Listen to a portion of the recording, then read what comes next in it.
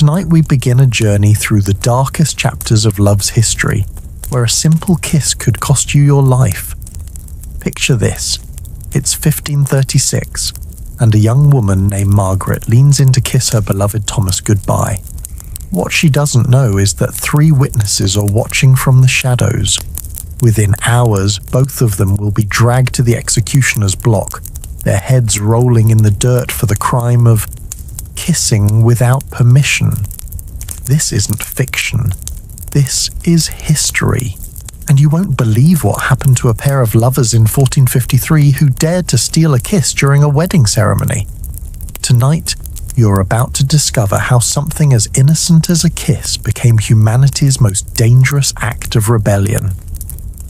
Before we dive into these incredible stories together, I'd love it if you could show some love by hitting that subscribe button and giving this video a thumbs up, but only if you genuinely enjoy what we're exploring tonight. I'm always curious too. Where are you watching from right now? Your bedroom? Maybe you're curled up on the couch. Drop a comment and let me know what time it is where you are. Now dim those lights, get comfortable, maybe put on some soft background noise if that helps you relax, and let's embark on this extraordinary journey through history's most forbidden romances. You know, we live in a world where a kiss is just, well, a kiss. A quick peck on the cheek, a passionate embrace, a sweet goodnight smooch. These are the simple pleasures that make us human. But imagine living in a time where that same tender moment could be your last, where love itself was considered so dangerous, so threatening to the social order, that entire legal systems were built around punishing it. And here's what's truly shocking. In medieval Barcelona, there was actually a profession called vigilante del amor, love watchman, whose only job was to spy on couples and report unauthorized displays of affection. They were paid 3 silver coins for every kiss they witnessed and reported. Can you imagine that being someone's actual job description? Tonight's story begins in the cobblestone streets of medieval Europe, but it echoes across every continent and every century. Because here's what they don't teach you in school. Throughout human history, more people have died for love than for almost any other crime. Not theft, not even murder in some cases, but of the simple act of expressing affection to another human being. Let me paint you a picture. It's a cold morning in 1348 in a small village outside London. A young baker's daughter named Eleanor has fallen deeply in love with William, a blacksmith's apprentice. Their families have forbidden the match. She's destined for an arranged marriage to secure her father's business, and he's considered beneath her station. But love, as we all know, doesn't care about social rules. Now, before I tell you what happens to Eleanor and William, let me share something that might surprise you.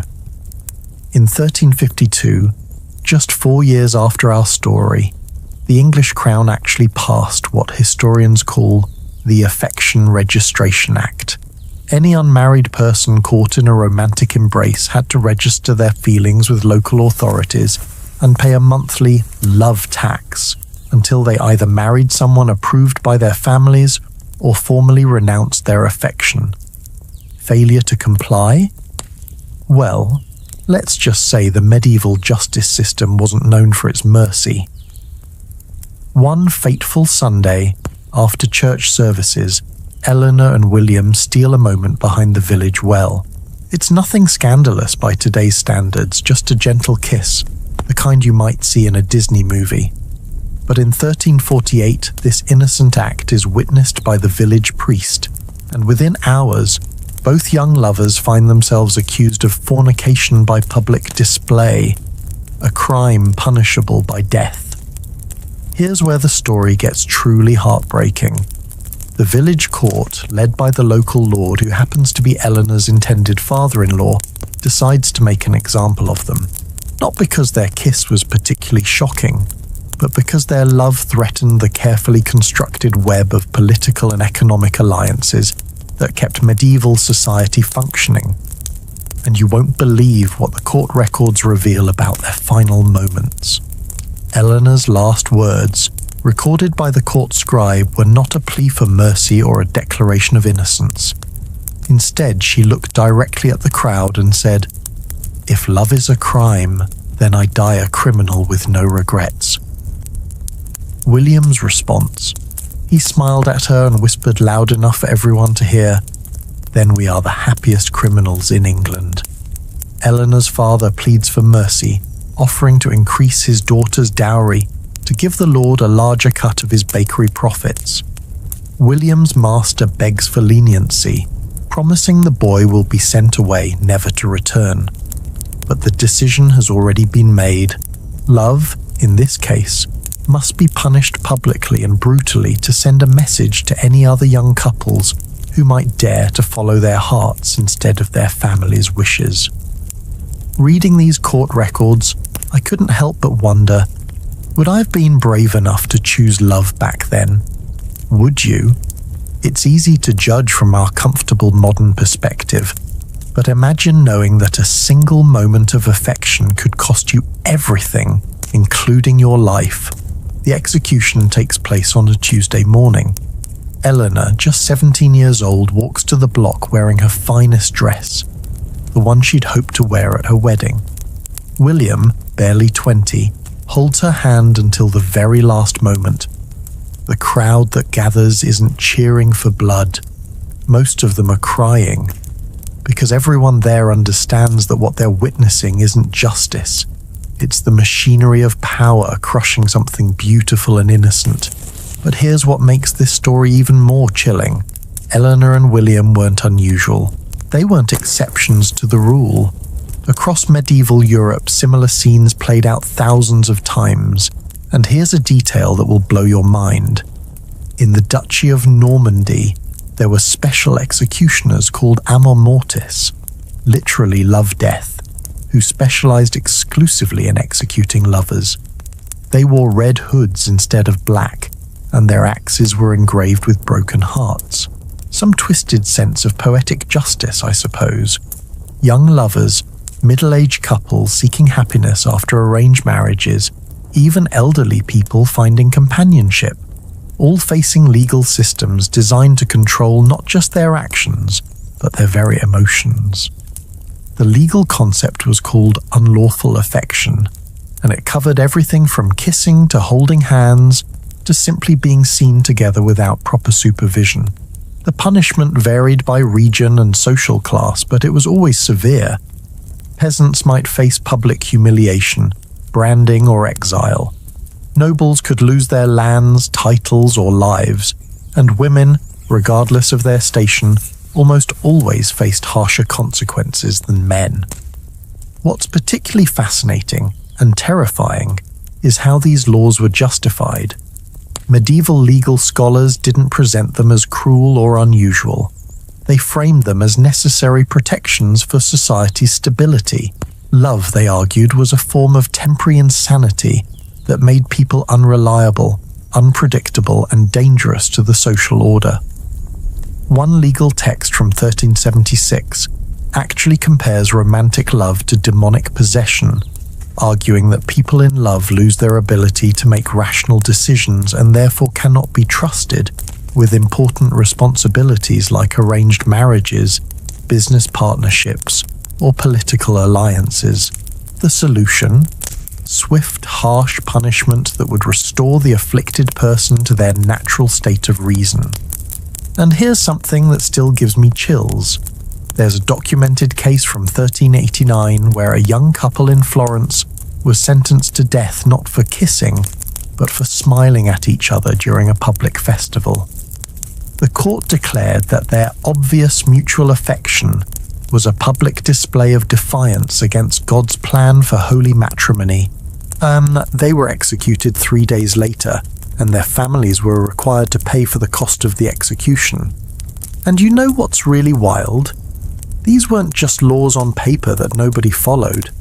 Court records from across Europe show us case after case of real people facing real consequences for real love. A merchant's wife in Venice, executed for kissing a travelling musician. Twin brothers in Dublin, both hanged for courting the same nobleman's daughter. An elderly couple in Prague, burned at the stake for refusing to end their inappropriate romance after their respective spouses died.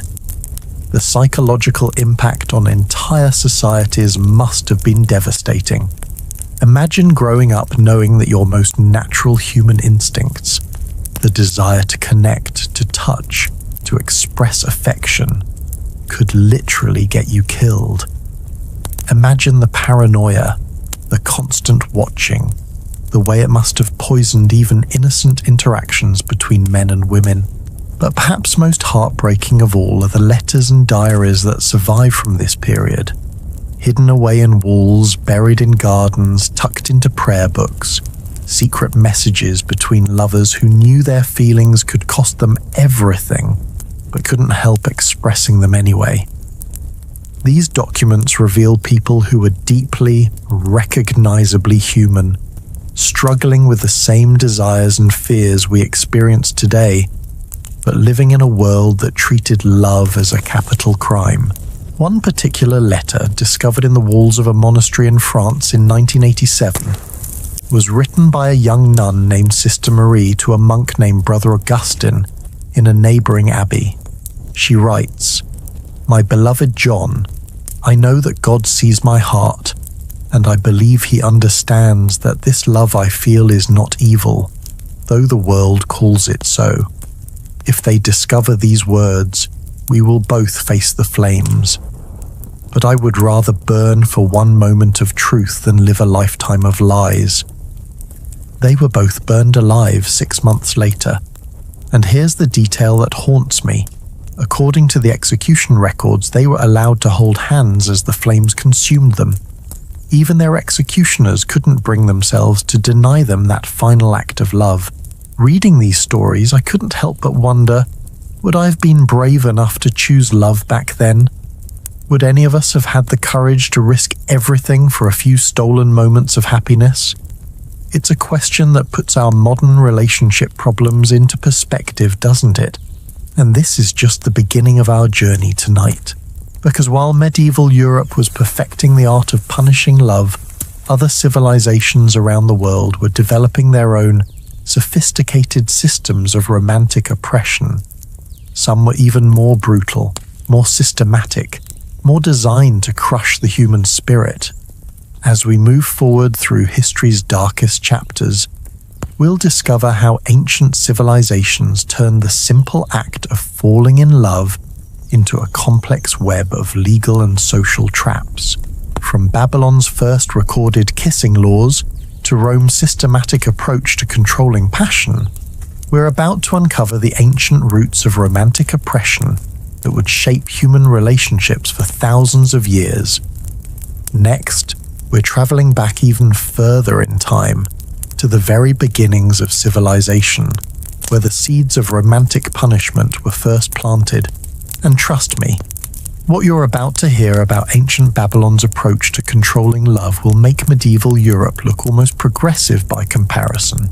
Now let me take you on a journey back to where it all began, to the dusty streets of ancient Babylon around 1750 BCE, where King Hammurabi was busy creating what would become history's first systematic approach to punishing love.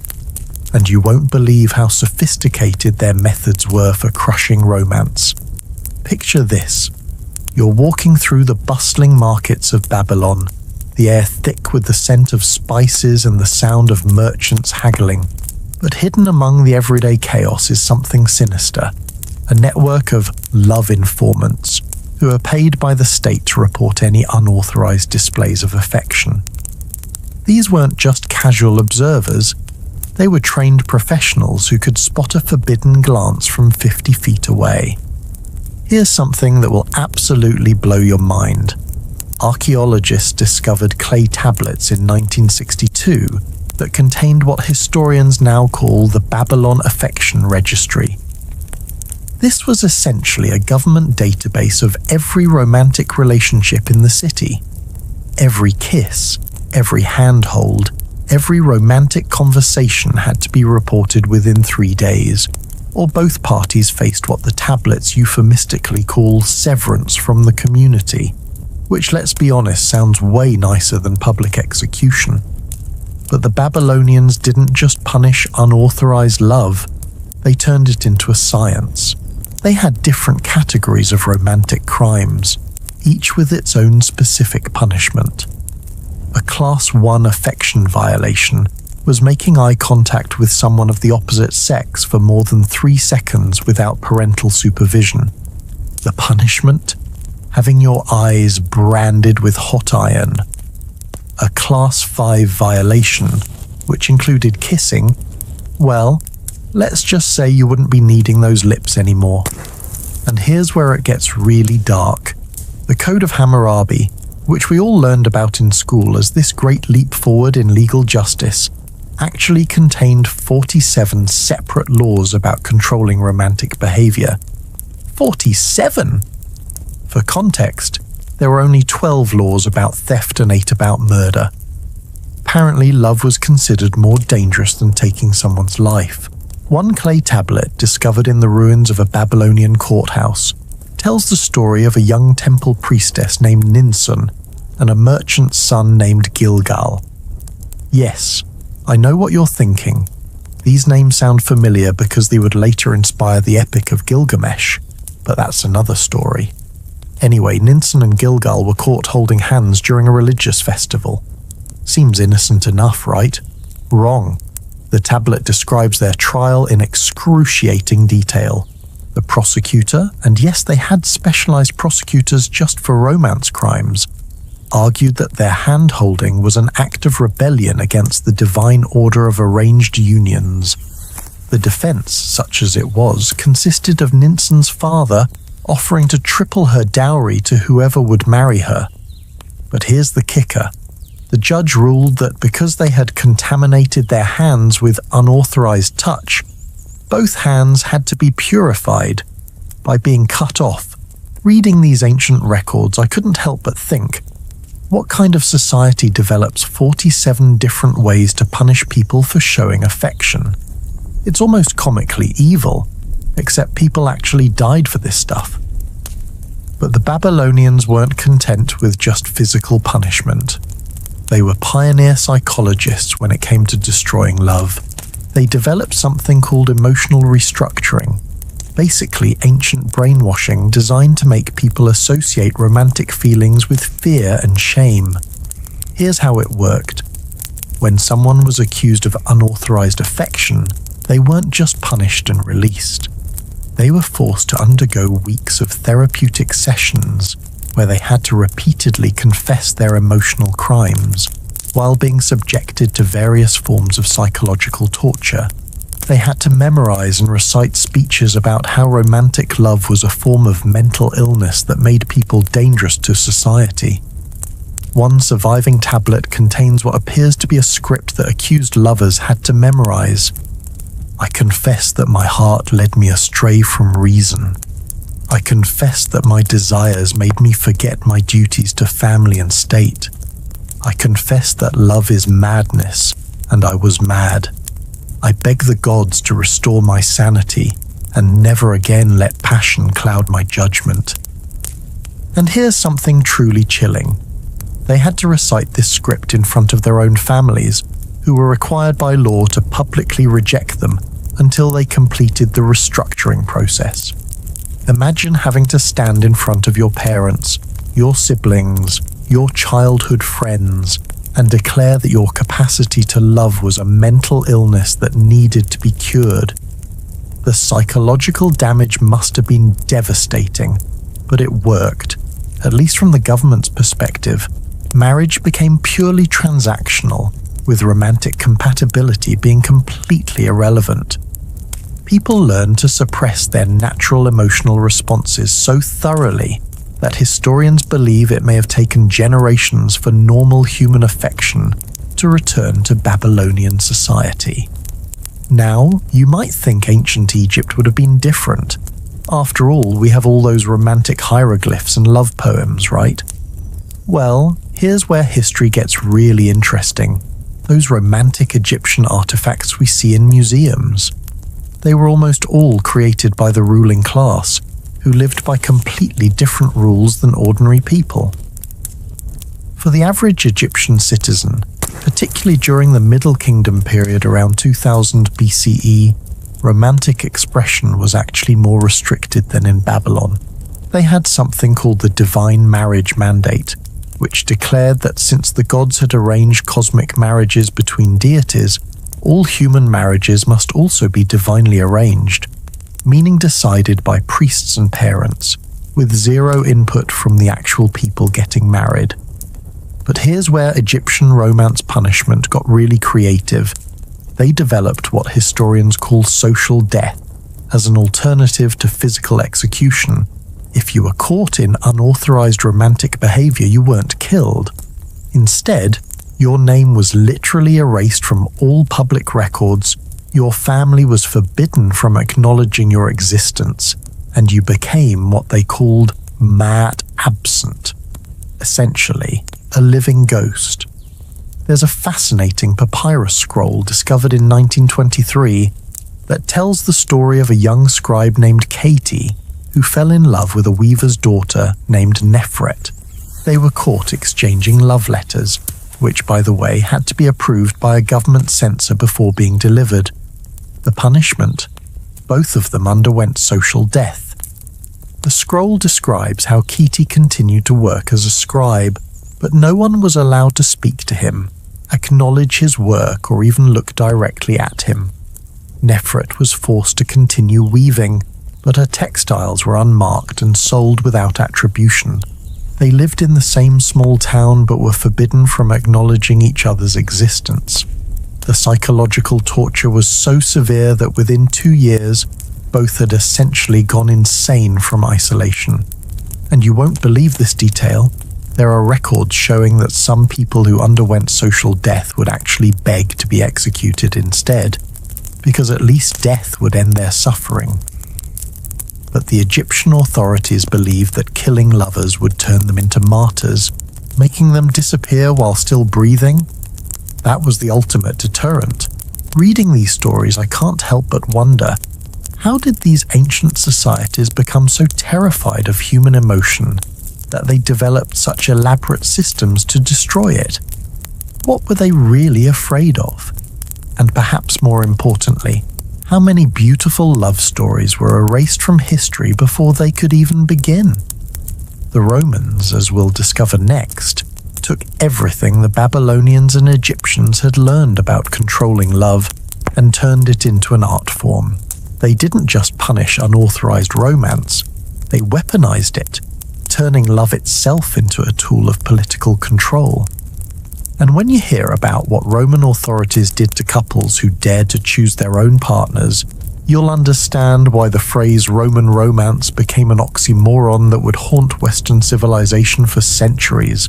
The transformation from ancient societies to medieval Christianity's approach to love represents perhaps the most dramatic shift in human history when it comes to romantic punishment. If you thought the Babylonians and Egyptians were harsh, wait until you hear what happened when the church decided that passion itself was the devil's playground. It's the year 1140, and we're standing in the magnificent halls of the Abbey of Saint-Denis in France, where one of history's most tragic love stories is about to unfold. This is where we meet Peter Abelard, arguably the most brilliant philosopher of his time, and Eloise, his student who had become both his greatest love and his ultimate destruction. Here's what makes their story so incredibly heartbreaking. Abelard wasn't just any teacher. He was basically the medieval equivalent of a rock star professor. Students traveled from across Europe just to hear him speak. Kings sought his counsel. The church considered him one of their brightest theological minds. And Eloise? She was equally extraordinary, fluent in Latin, Greek, and Hebrew by age 16, considered the most educated woman in France. When these two brilliant minds fell in love, it should have been celebrated as the meeting of intellectual equals. Instead, it became the perfect storm that would demonstrate just how viciously The medieval church could destroy anyone who dared to choose love over religious authority. And you won't believe the level of surveillance that surrounded their relationship. The church had developed what they called spiritual monitoring, basically a spy network of monks and nuns whose job was to watch for any signs of inappropriate attachment between clergy members and their students. They had a whole manual discovered in the Vatican archives in 1985 detailing the warning signs of romantic involvement: excessive eye contact during lessons, lingering after formal instruction ends, changes in voice tone when addressing the student, and any physical contact beyond what is necessary for spiritual guidance. But here's where the church's approach differed dramatically from ancient civilizations. They didn't just want to punish unauthorized love, they wanted to theologically justify why love itself was evil. They developed an entire doctrine called amor concupiscentia, essentially arguing that romantic love was a form of idolatry that turned people away from God. Saint Bernard of Clairvaux, one of the most influential church leaders of the 12th century, actually wrote a treatise called Against the Poison of Love, where he argued that romantic passion was literally a disease sent by Satan to corrupt human souls. He wrote, "When a man looks upon a woman with desire, he does not see her as God's creation, but as Satan's temptation. When a woman returns such a look, she becomes the serpent in Eden, offering the apple of destruction." Now, back to Abelard and Eloise. Their secret relationship lasted nearly 2 years before being discovered. But here's the detail that shows just how paranoid the church had become. They weren't caught kissing or even holding hands. They were reported for intellectual intimacy. Essentially, their crime was having conversations that were too deep, too personal, too emotionally connected. The punishment was swift and brutal. Abelard was castrated, literally mutilated, while he slept. But that wasn't enough for the church authorities. They forced Heloise into a convent where she had to take vows of celibacy, then made Abelard become a monk. But even then, they weren't satisfied. Here's the part that still gives me chills. The church forced them to publicly renounce their love in a ceremony that was essentially psychological torture. They had to stand before a congregation and declare that their feelings for each other had been diabolic delusions, and that they thanked God for freeing them from Satan's influence. And here's what makes it even more heartbreaking. We know exactly how they felt about this forced renunciation because their secret letters survived. Hidden away and only discovered centuries later, these letters reveal two people who never stopped loving each other, even as they were forced to live as religious prisoners for the rest of their lives. In one letter, written 15 years after their separation, Eloise writes to Abelard, "The world calls our love a sin, but my heart knows it was the closest I have ever felt to the divine. They have taken our bodies, our freedom, our ability to touch or even speak freely, but they cannot take the love that lives in my soul." Abelard's response is equally devastating. "My beloved, if love is sin, then I am gladly damned. If passion is Satan's work, then let me burn in hell, for I would rather suffer eternal torment than live even one day without the memory of what we shared." Reading these letters, I couldn't help but think, how did an institution supposedly built on love become so terrified of human affection that they would destroy their own most brilliant scholars for the crime of caring deeply for each other? But Abelard and Eloise weren't unique cases. The church had developed an entire legal system specifically designed to identify, prosecute, and punish what they called crimes against celibacy. This wasn't just about priests and nuns. It applied to anyone in any religious role, which in medieval society meant teachers, scholars, hospital workers, and even some merchants who worked closely with church institutions. There's a document called the Inquisitor's Manual for Romantic Crimes, written in 1184, that reads like something out of a horror movie. It provides detailed instructions for interrogating suspected lovers, including recommended torture techniques for extracting confessions. One section actually describes how to use psychological manipulation to turn lovers against each other. Convince each party that the other has already confessed and renounced the relationship. This technique often produces the most thorough and satisfying repentance. And here's something that will shock you. The church kept detailed records of every romantic crime they prosecuted. In the archives of Notre Dame Cathedral, historians have found ledgers containing thousands of cases from the 12th and 13th centuries alone. Young novice monks executed for exchanging love letters. Female scholars burned alive for refusing to enter arranged marriages. Elderly widows and widowers tortured for seeking companionship in their final years. One case file, dated 1203, describes the trial of Brother Marcus and Sister Agatha, two middle-aged religious scholars who had worked together translating Greek texts for over a decade. Their crime? They were observed smiling with excessive warmth during their collaborative work. The trial records show that they were subjected to 6 months of interrogation, during which they were repeatedly asked to confess to intellectual fornication, basically being too emotionally connected through their shared love of learning. The final verdict was particularly cruel. They were allowed to live, but Brother Marcus was sent to a monastery in northern Scotland while Sister Agatha was relocated to a convent in southern Italy.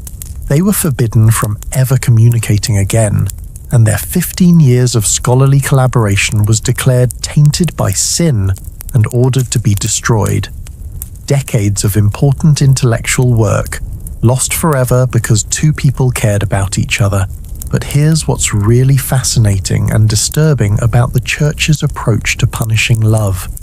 They turned it into a public spectacle designed to terrorize entire communities.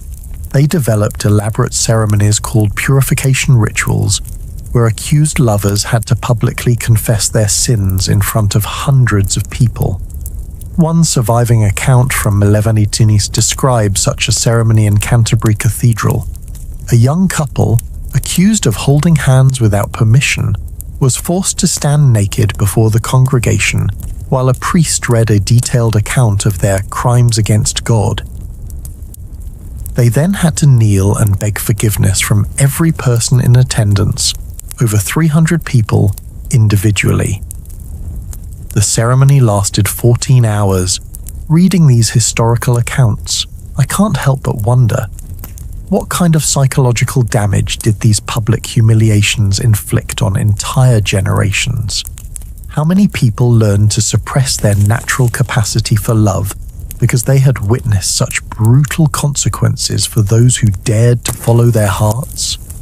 And perhaps most tragically, how many brilliant minds like Abelard and Eloise were destroyed not because they were evil or dangerous, but because they represented something the church couldn't control.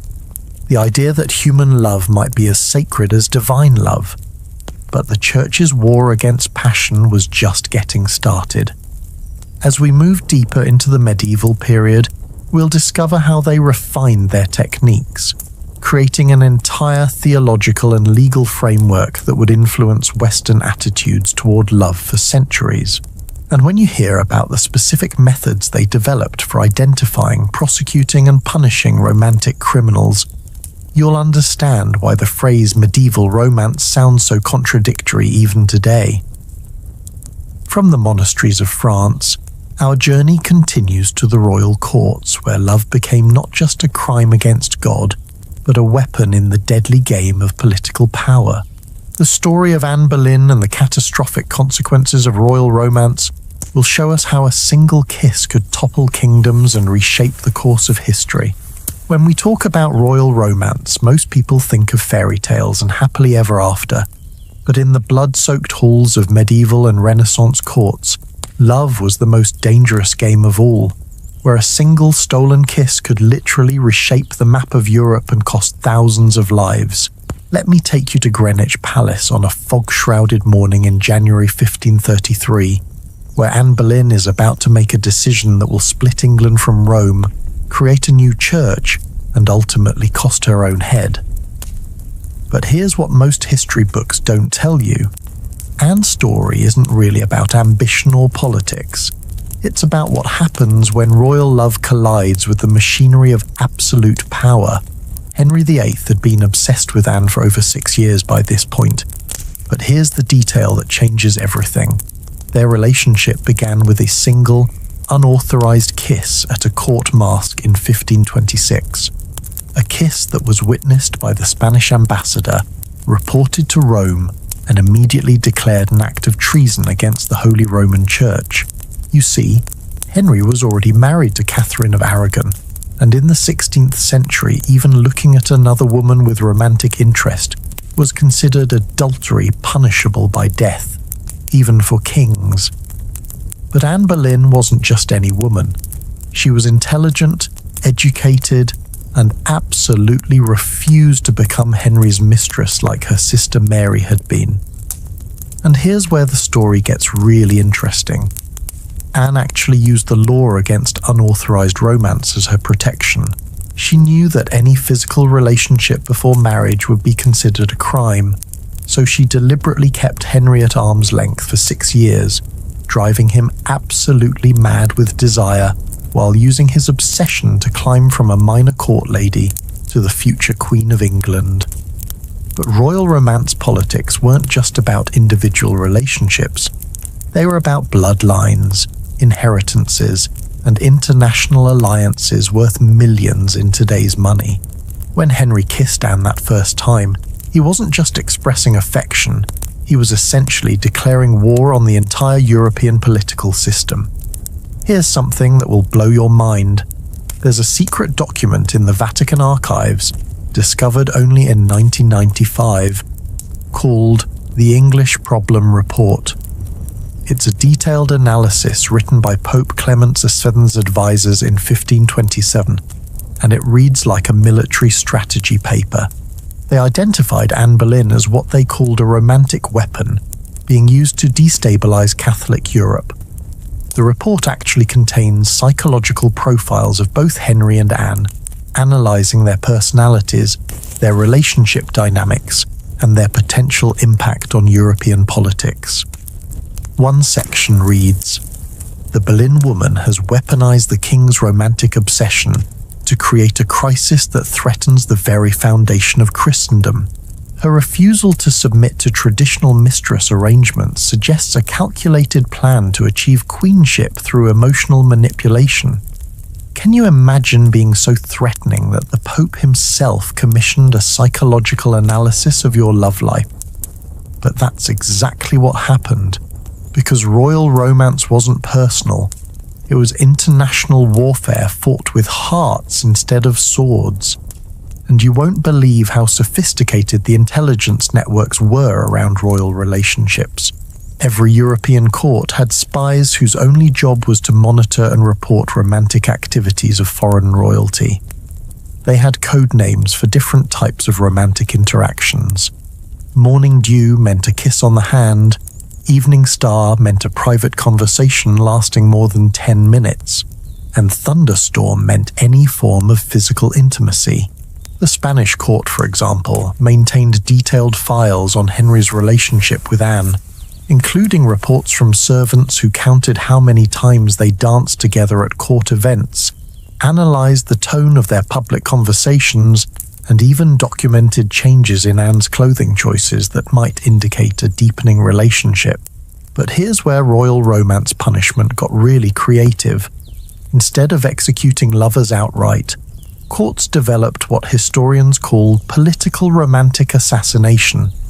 They would orchestrate elaborate schemes to destroy royal relationships through scandal, false accusations, and manufactured evidence.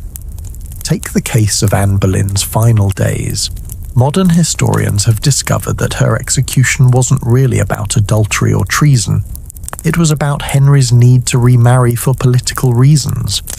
But instead of simply divorcing her, His advisors convinced him that framing her for romantic crimes would be more politically advantageous. The evidence against Anne was completely fabricated. The main witness to her alleged affairs was Mark Smeaton, a court musician who was tortured for 3 days until he confessed to a relationship that almost certainly never happened.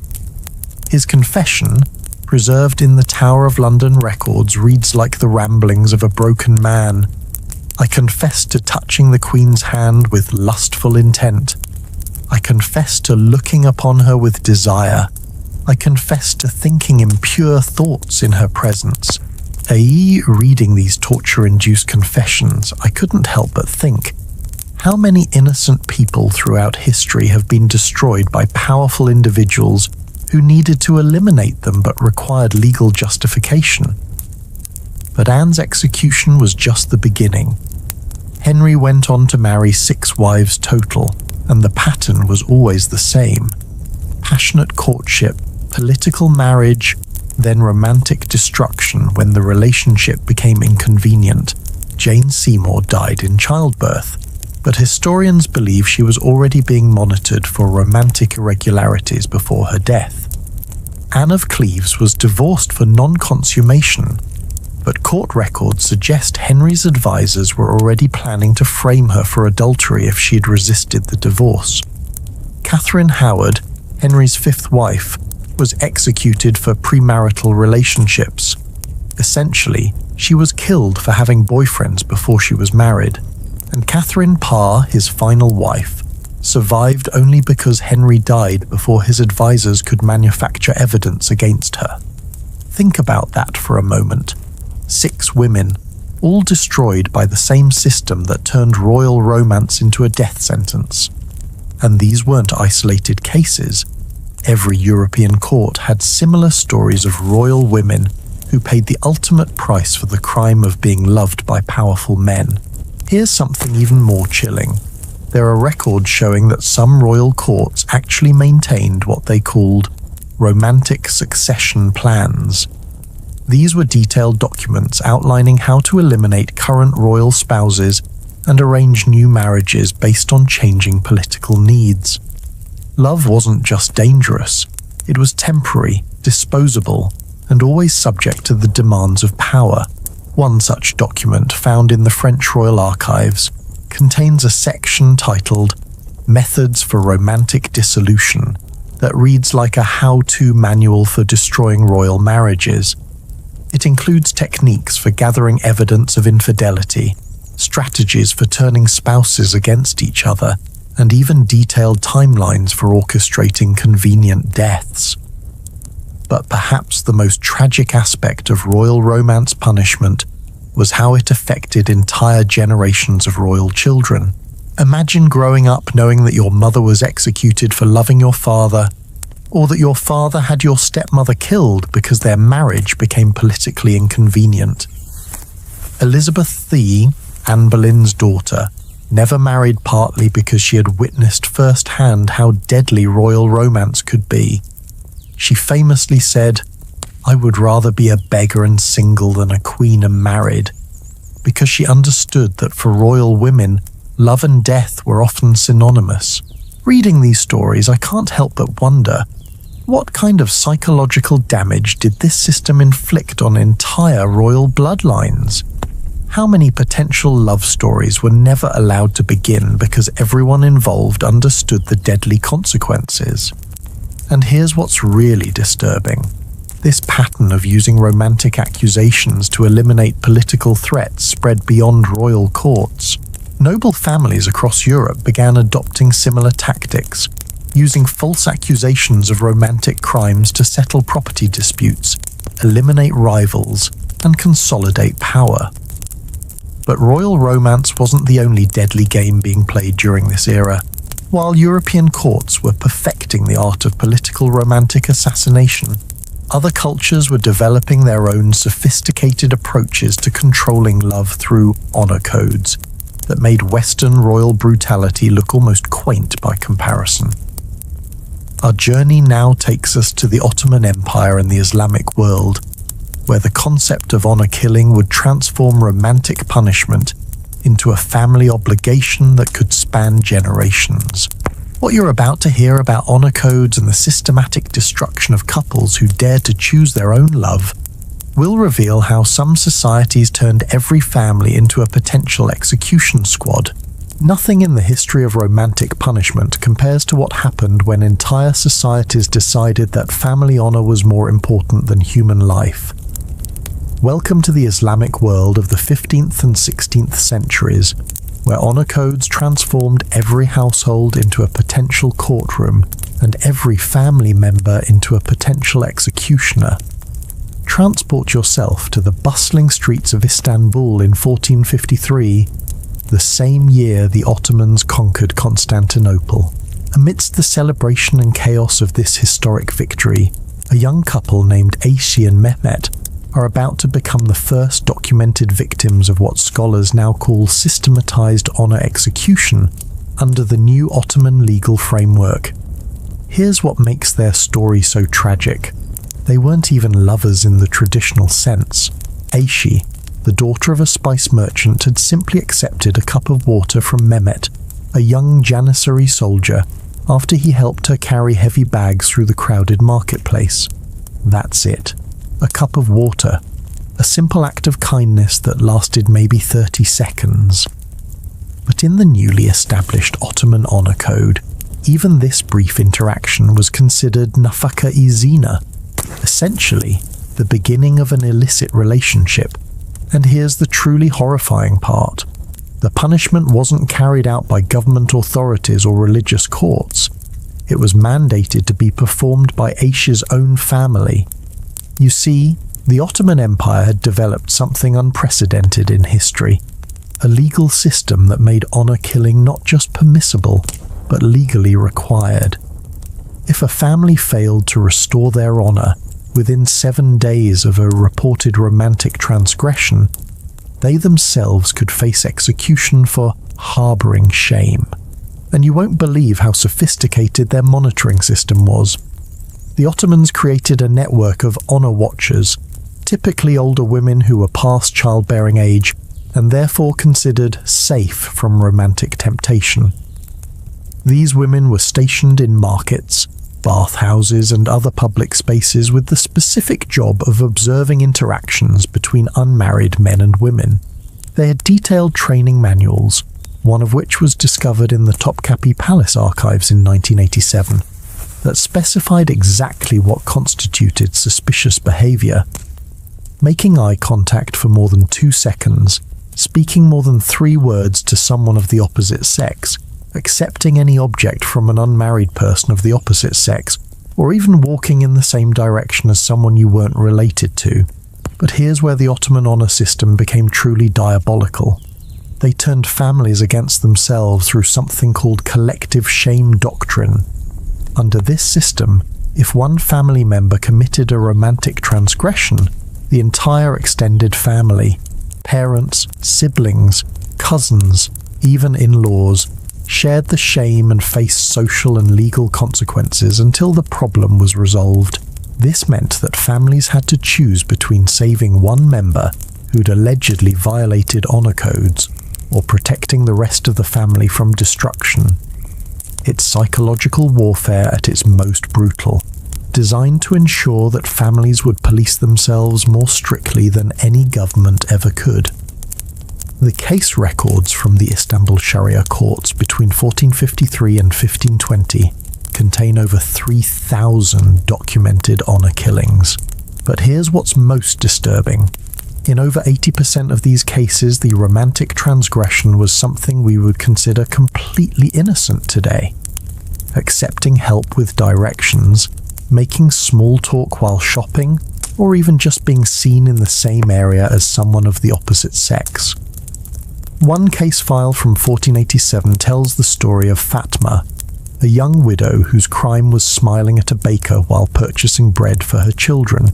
The court record states that her smile was interpreted as invitation to improper discourse, and that her late husband's family was required to restore honor through blood within 5 days. Fatma's brother-in-law, a man named Hassan, was forced by law to kill her. But here's the detail that shows the psychological torture of this system. Hassan had been like a father to Fatma's children. He loved them as his own.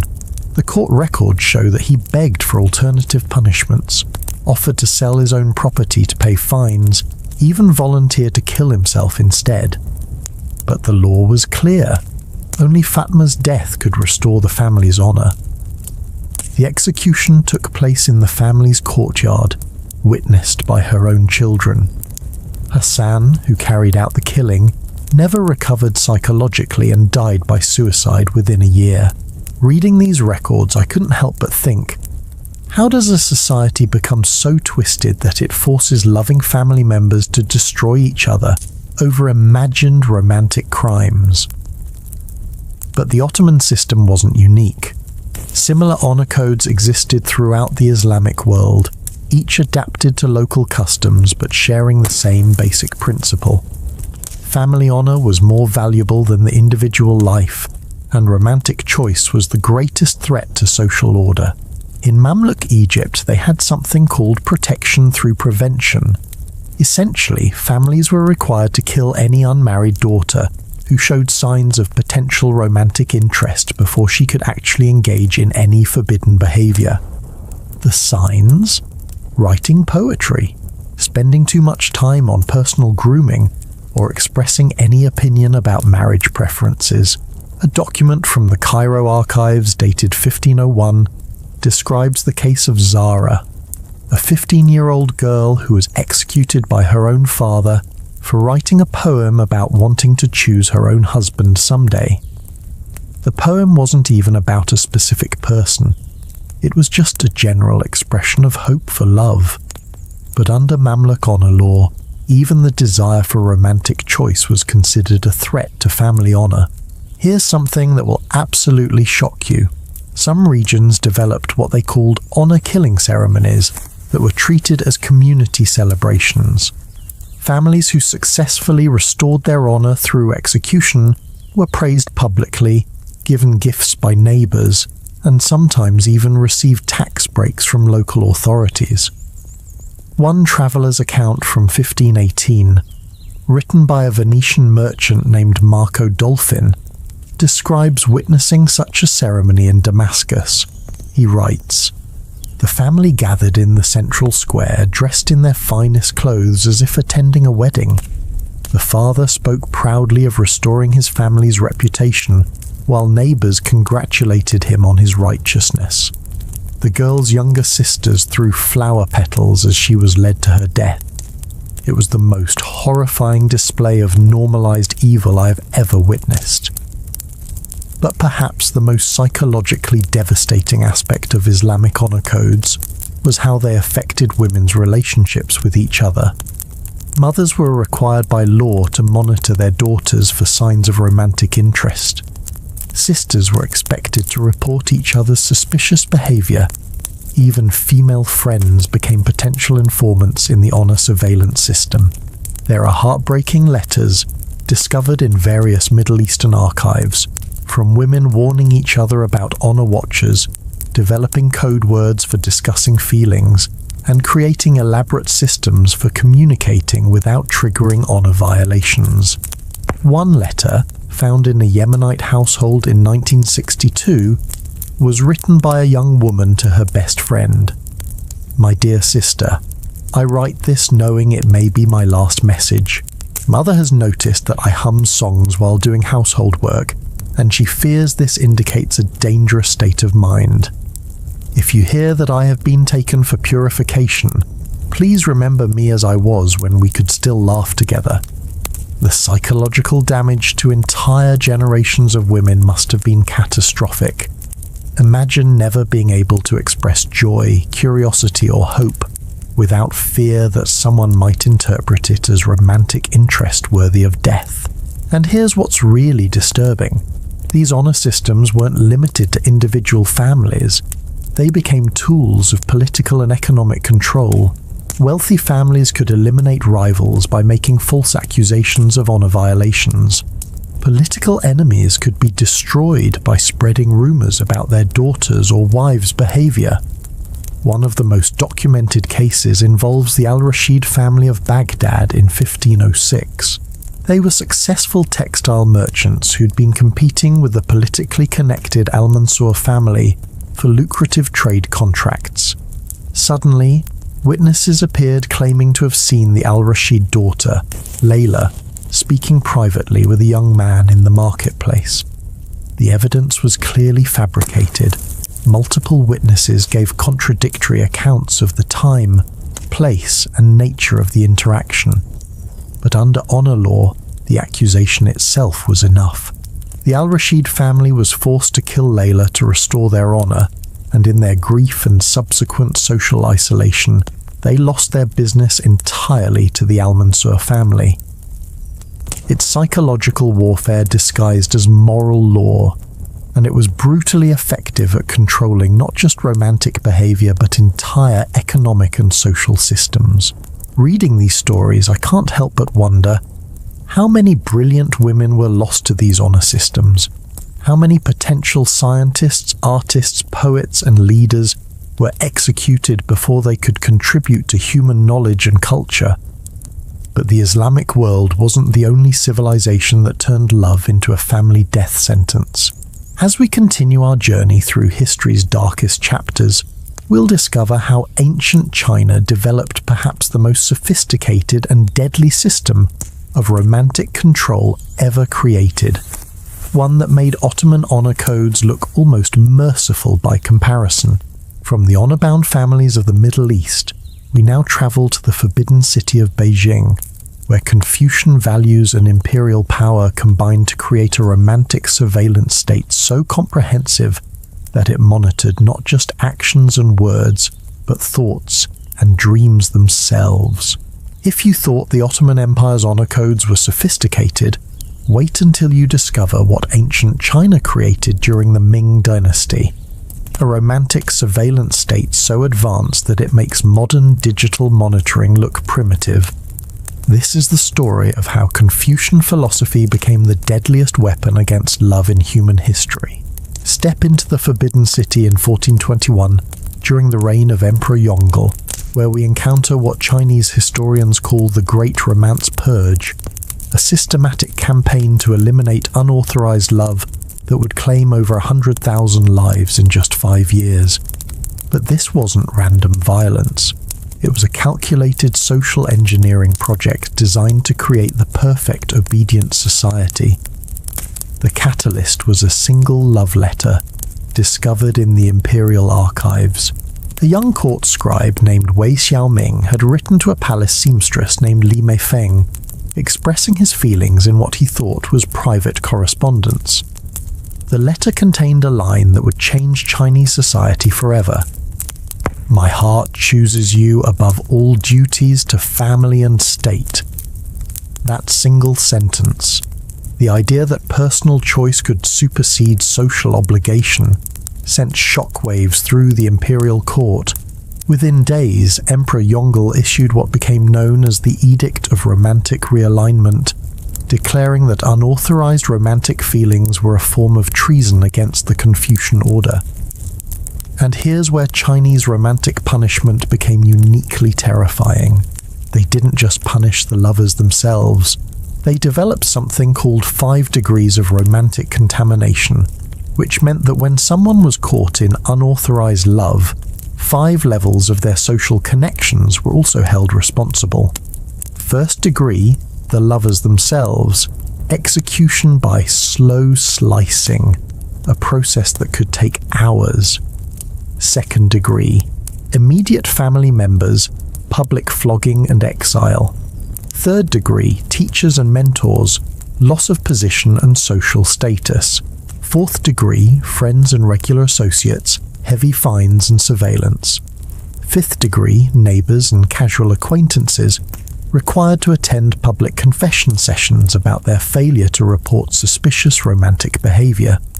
Can you imagine living in a society where falling in love could destroy the lives of literally hundreds of people in your social network? The psychological pressure must have been unbearable, but the Chinese system went even further than punishment. They created what they called romantic prevention science. The Imperial Academy developed detailed psychological profiles of people who were most likely to develop unauthorized romantic feelings, and these people were placed under special surveillance from childhood. A document discovered in the Beijing Palace Museum in 1973, titled "Identifying Future Romantic Criminals," reads like something from a dystopian science fiction novel. It lists warning signs including excessive interest in poetry or music, tendency to gaze at flowers or natural beauty, showing kindness to animals, expressing curiosity about distant places, and demonstrating creativity in any form. Think about that. In Ming Dynasty China, being artistic, compassionate, or curious was literally considered a predictor of romantic criminality. Those were trying to breed human emotions out of their population entirely. The most documented case from this period involves a young woman named Chen Xiulan, whose story was preserved because her father was a court historian who secretly recorded the proceedings. Xiulan was accused of pre-romantic behavior when she was observed feeding birds in her garden with what witnesses described as excessive gentleness. Her trial lasted 6 months, during which she was subjected to what the court records call emotional examination. This involved forcing her to view paintings of couples and measuring her physical responses, heart rate, breathing, facial expressions. Any sign of emotional reaction to romantic imagery was used as evidence of her inherent romantic corruption. But here's the detail that shows just how sophisticated their psychological torture was. They forced Xiulan to personally destroy things she loved as proof of her emotional rehabilitation. She had to burn her own poetry, kill the birds she'd been feeding, and publicly renounce any feelings of beauty or joy she had ever experienced. The final stage of her treatment required her to spend 100 days in solitary confinement, during which she had to write daily essays explaining why emotional attachment was evil and how grateful she was to the state for correcting her thinking. The surviving essays, written in her increasingly shaky handwriting, document the systematic destruction of a human spirit, and you won't believe what happened next. After her rehabilitation, Xiulan was released and actually became one of the most effective romantic surveillance agents in the empire. She spent the rest of her life identifying and reporting other potential romantic criminals with a success rate that terrified even her handlers. Reading about her transformation, I couldn't help but think, what kind of psychological torture could turn a gentle bird-loving poet into a destroyer of other people's capacity for love? It's a level of mind control that would make modern dictatorships jealous. But Xiulan's case wasn't unique. The Chinese developed entire re-education camps specifically for people who showed signs of romantic inclination. These facilities, called Institutes for Emotional Correction, used techniques that wouldn't look out of place in a horror movie. One technique, documented in a manual called Methods for Achieving Emotional Purity, involves something called love association therapy. Suspected romantic criminals were shown images or objects associated with love, flowers, couples, wedding ceremonies, while being subjected to physical pain. The goal was to create such strong negative associations with romantic concepts that even thinking about love would trigger fear and nausea. Another method was isolation from beauty. Prisoners were kept in specially designed cells with no decoration, no windows, no colour except grey. They were fed flavourless food, given shapeless clothing, and forbidden from seeing anything that might trigger aesthetic pleasure. The idea was that if people couldn't appreciate beauty, they couldn't develop romantic attraction. But perhaps the most disturbing technique was familial betrayal training. Prisoners were forced to write detailed reports about the romantic behaviours of their own family members, including parents, siblings, and children. Those who refused were tortured until they complied, Those who participated successfully were rewarded with better treatment. One surviving report written by a man named Liu Zhengming about his own daughter reads, "I observed that my daughter Liu Xiaoli smiled while looking at plum blossoms yesterday. This inappropriate emotional response to natural beauty suggests developing romantic susceptibility. I recommend immediate intervention before her condition worsens. Imagine being broken so completely that you would betray your own child for the crime of smiling at flowers. That's the level of psychological destruction the Chinese romantic surveillance state achieved. And here's what makes it even more chilling. It worked." By 1450, just 30 years after the system was implemented, Chinese society had been transformed into something that barely resembled human civilization. People moved through their daily lives like emotionless automatons, afraid to show any sign of joy, beauty appreciation, or personal preference. Foreign visitors during this period wrote shocked accounts of what they witnessed. A Portuguese trader named Juan Rodrigues wrote in 1456, "The Chinese people seem to have lost something essential to human nature. They marry without affection, work without passion, and live without hope. It is as if their souls have been surgically removed, leaving only breathing machines in human form." But the most heartbreaking evidence of what this system destroyed comes from a cache of hidden documents discovered in 1982 during renovations of an old temple in Nanjing. These were secret writings by people who had somehow retained their humanity despite the surveillance state.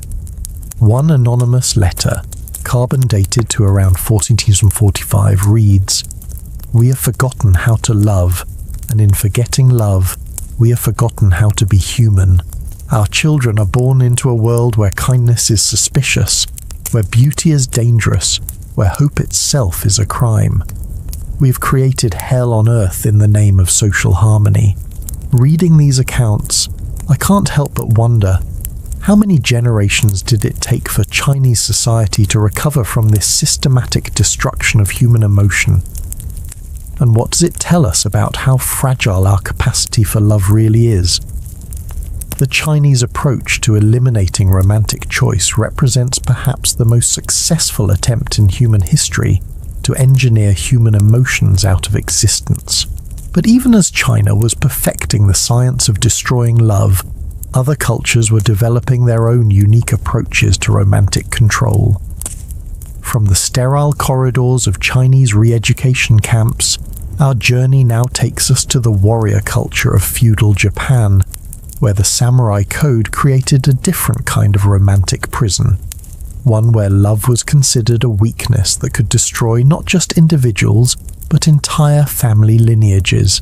The story of how Bushido turned honor into a suicide pact will reveal yet another chapter in humanity's war against its own heart. While China was engineering emotions out of existence through systematic surveillance, Japan was taking a completely different approach to controlling love, one that turned romantic passion into a literal death sentence through the warrior code of Bushido. In feudal Japan, love wasn't just forbidden.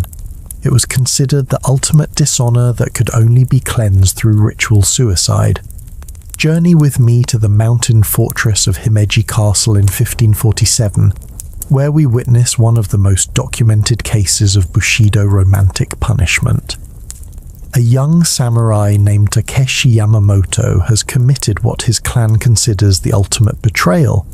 He has fallen in love with Yuki, a geisha from a rival province, and worse yet, she loves him back. Now here's what makes Japanese romantic punishment unique from everything we've seen so far. It wasn't about controlling society or maintaining political power. It was about something the samurai called purity of purpose. The Bushido code taught that any emotional attachment outside of duty to one's lord was a contamination of the soul that made a warrior weak and unreliable. And you won't believe how they tested this theory. The Japanese developed something called love vulnerability trials, where samurai suspected of romantic attachment were deliberately placed in situations where they had to choose between their romantic feelings and their duty.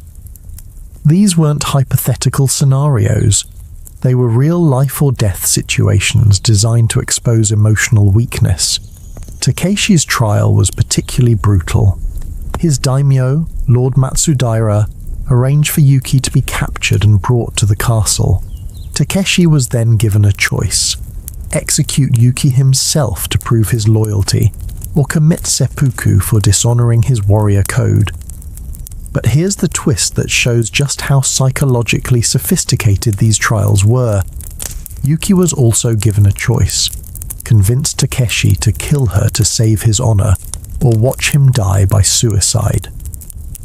The records of this trial, preserved in the Matsudaira family archives, reveal a level of psychological torture that's almost incomprehensible.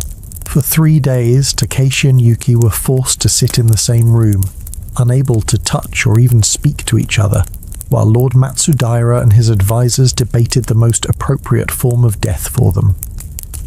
But here's where the story gets even more heartbreaking. Yuki, who'd been trained in the code of honor that governed geishas, actually began trying to convince Takeshi to kill her. She understood that in Japanese society his death would bring shame to his entire family lineage for generations, while her death would be seen as noble sacrifice. The trial records include her actual words: "My beloved Takeshi, if your love for me is true, then prove it by choosing honor over sentiment. Let your blade be the last gift I receive from you, and let my death be the final service I perform for your soul." Wow, reading these words, I couldn't help but think, what kind of society creates a situation where the ultimate proof of love is being willing to kill the person you love? But Takeshi couldn't bring himself to execute Yuki. On the 4th day of the trial, he chose seppuku instead. And here's the detail that shows the ruthless efficiency of Bushido justice. Yuki was forced to watch his ritual suicide, then immediately executed anyway for corrupting a warrior's spirit through romantic attachment. Both died, but in the twisted logic of Bushido, Takeshi died with dishonor while Yuki died as a criminal. Their love story, instead of being remembered as tragic romance, was recorded in clan histories as a cautionary tale about the dangers of emotional weakness. And this wasn't an isolated case. Japanese clan records from the 16th and 17th centuries contain hundreds of similar stories. The samurai class developed an entire culture around what they called death before dishonor romance. The idea that any romantic feelings strong enough to interfere with duty should be immediately eliminated through suicide. Here's something that will absolutely shock you. Some samurai clans actually held annual ceremonies called purity confirmations, where unmarried warriors had to publicly swear they had experienced no romantic feelings during the previous year. Any warrior who couldn't make this oath with complete sincerity was expected to commit seppuku immediately. One such ceremony, documented in the Takeda clan records from 1573, resulted in the suicide of 7 young samurai who admitted to having experienced romantic attraction during the year. The ceremony was attended by their families, who were expected to express pride and gratitude that their sons had chosen death over dishonor. But perhaps the most disturbing aspect of Bushido romantic control was how it affected Japanese women, particularly those in the geisha culture. Geishas were trained from childhood in something called professional emotional detachment, the ability to simulate romantic and emotional connection while maintaining complete internal distance from their feelings. This wasn't just about protecting themselves from heartbreak. It was about survival in a society where genuine romantic attachment could be a death sentence. Geishas, who were suspected of developing real feelings for their clients, faced a punishment called ceremonial beauty destruction, a process where they were systematically stripped of everything that made them attractive, from their hair and makeup to their ability to perform music and poetry. One of the most documented cases involves a geisha named Sakura, who was discovered to have genuine feelings for a young samurai named Hideyoshi in 1592. The records of her punishment, preserved in the Yoshiwara district archives, detail a month-long process of systematic humiliation designed to destroy not just her career, but her very identity as a woman. First, her elaborate hairstyles were shaved off completely. Then her face was tattooed with marks indicating her as emotionally contaminated. Her musical instruments were destroyed in front of her, and she was forbidden from wearing anything but plain grey clothing. Finally, she was forced to work as a street cleaner while wearing a sign that read, "I chose love over duty." But here's what's really heartbreaking. Sakura's punishment was considered merciful because she wasn't executed. Many geishas who were caught in genuine romantic relationships faced death by drowning, a method chosen because it was considered purifying and would cleanse their spiritual contamination. The psychological impact on Japanese society was profound. Foreign visitors during this period wrote about the strange emotional emptiness they observed in Japanese interpersonal relationships. A Dutch trader named Willem van der Berg wrote in 1634, "The Japanese have created a society where human warmth is treated as a dangerous disease. Marriages are arranged like business contracts, friendships are formal and distant, and even parent-child relationships seem to lack the natural affection I observe in other cultures. And you won't believe how this affected even the most intimate family relationships. Japanese fathers were forbidden from showing affection to their children. Mothers couldn't express emotional attachment to their sons after age 7, and siblings were discouraged from developing close bonds that might interfere with their individual duties." One surviving diary, written by a samurai's wife named Midori in 1611, reveals the psychological toll this took on families. "I gave birth to 6 children, but I am forbidden to love them as a mother's heart demands. I watch my sons grow into warriors who see emotion as weakness, and my daughters learn to hide their hearts behind painted faces. We live as strangers in the same house, connected by duty but separated by fear of feeling too much." But perhaps the most tragic aspect of Japanese romantic punishment was how it created a culture of emotional suicide that extended far beyond actual physical death. People learned to kill their own capacity for love as a form of preemptive self-protection. There are records of young people voluntarily undergoing emotional severance rituals, where they would symbolically cut ties with their own hearts through meditation, fasting, and psychological conditioning designed to numb their ability to form emotional attachments.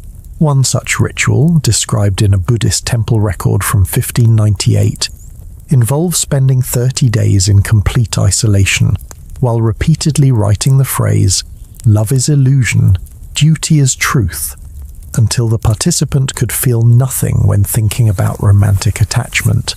Reading these accounts, I can't help but wonder, what happens to a civilization that successfully trains its people not to love? What does it do to human creativity, innovation, and spiritual growth when an entire society learns to fear its own heart? The Japanese approach to romantic control created a unique form of cultural trauma that influenced their society for centuries. Even today, some sociologists argue that Japan's challenges with emotional intimacy and romantic relationships can be traced back to these centuries of systematic emotional suppression. But as we continue our journey through history's darkest chapters, we'll discover that even Bushido's death before dishonor approach to love pales in comparison to what happened when religious extremism turned romantic accusations into literal witch hunts. The story of how love became associated with demonic possession will reveal how some societies made the mere suspicion of romantic feeling grounds for torture and execution.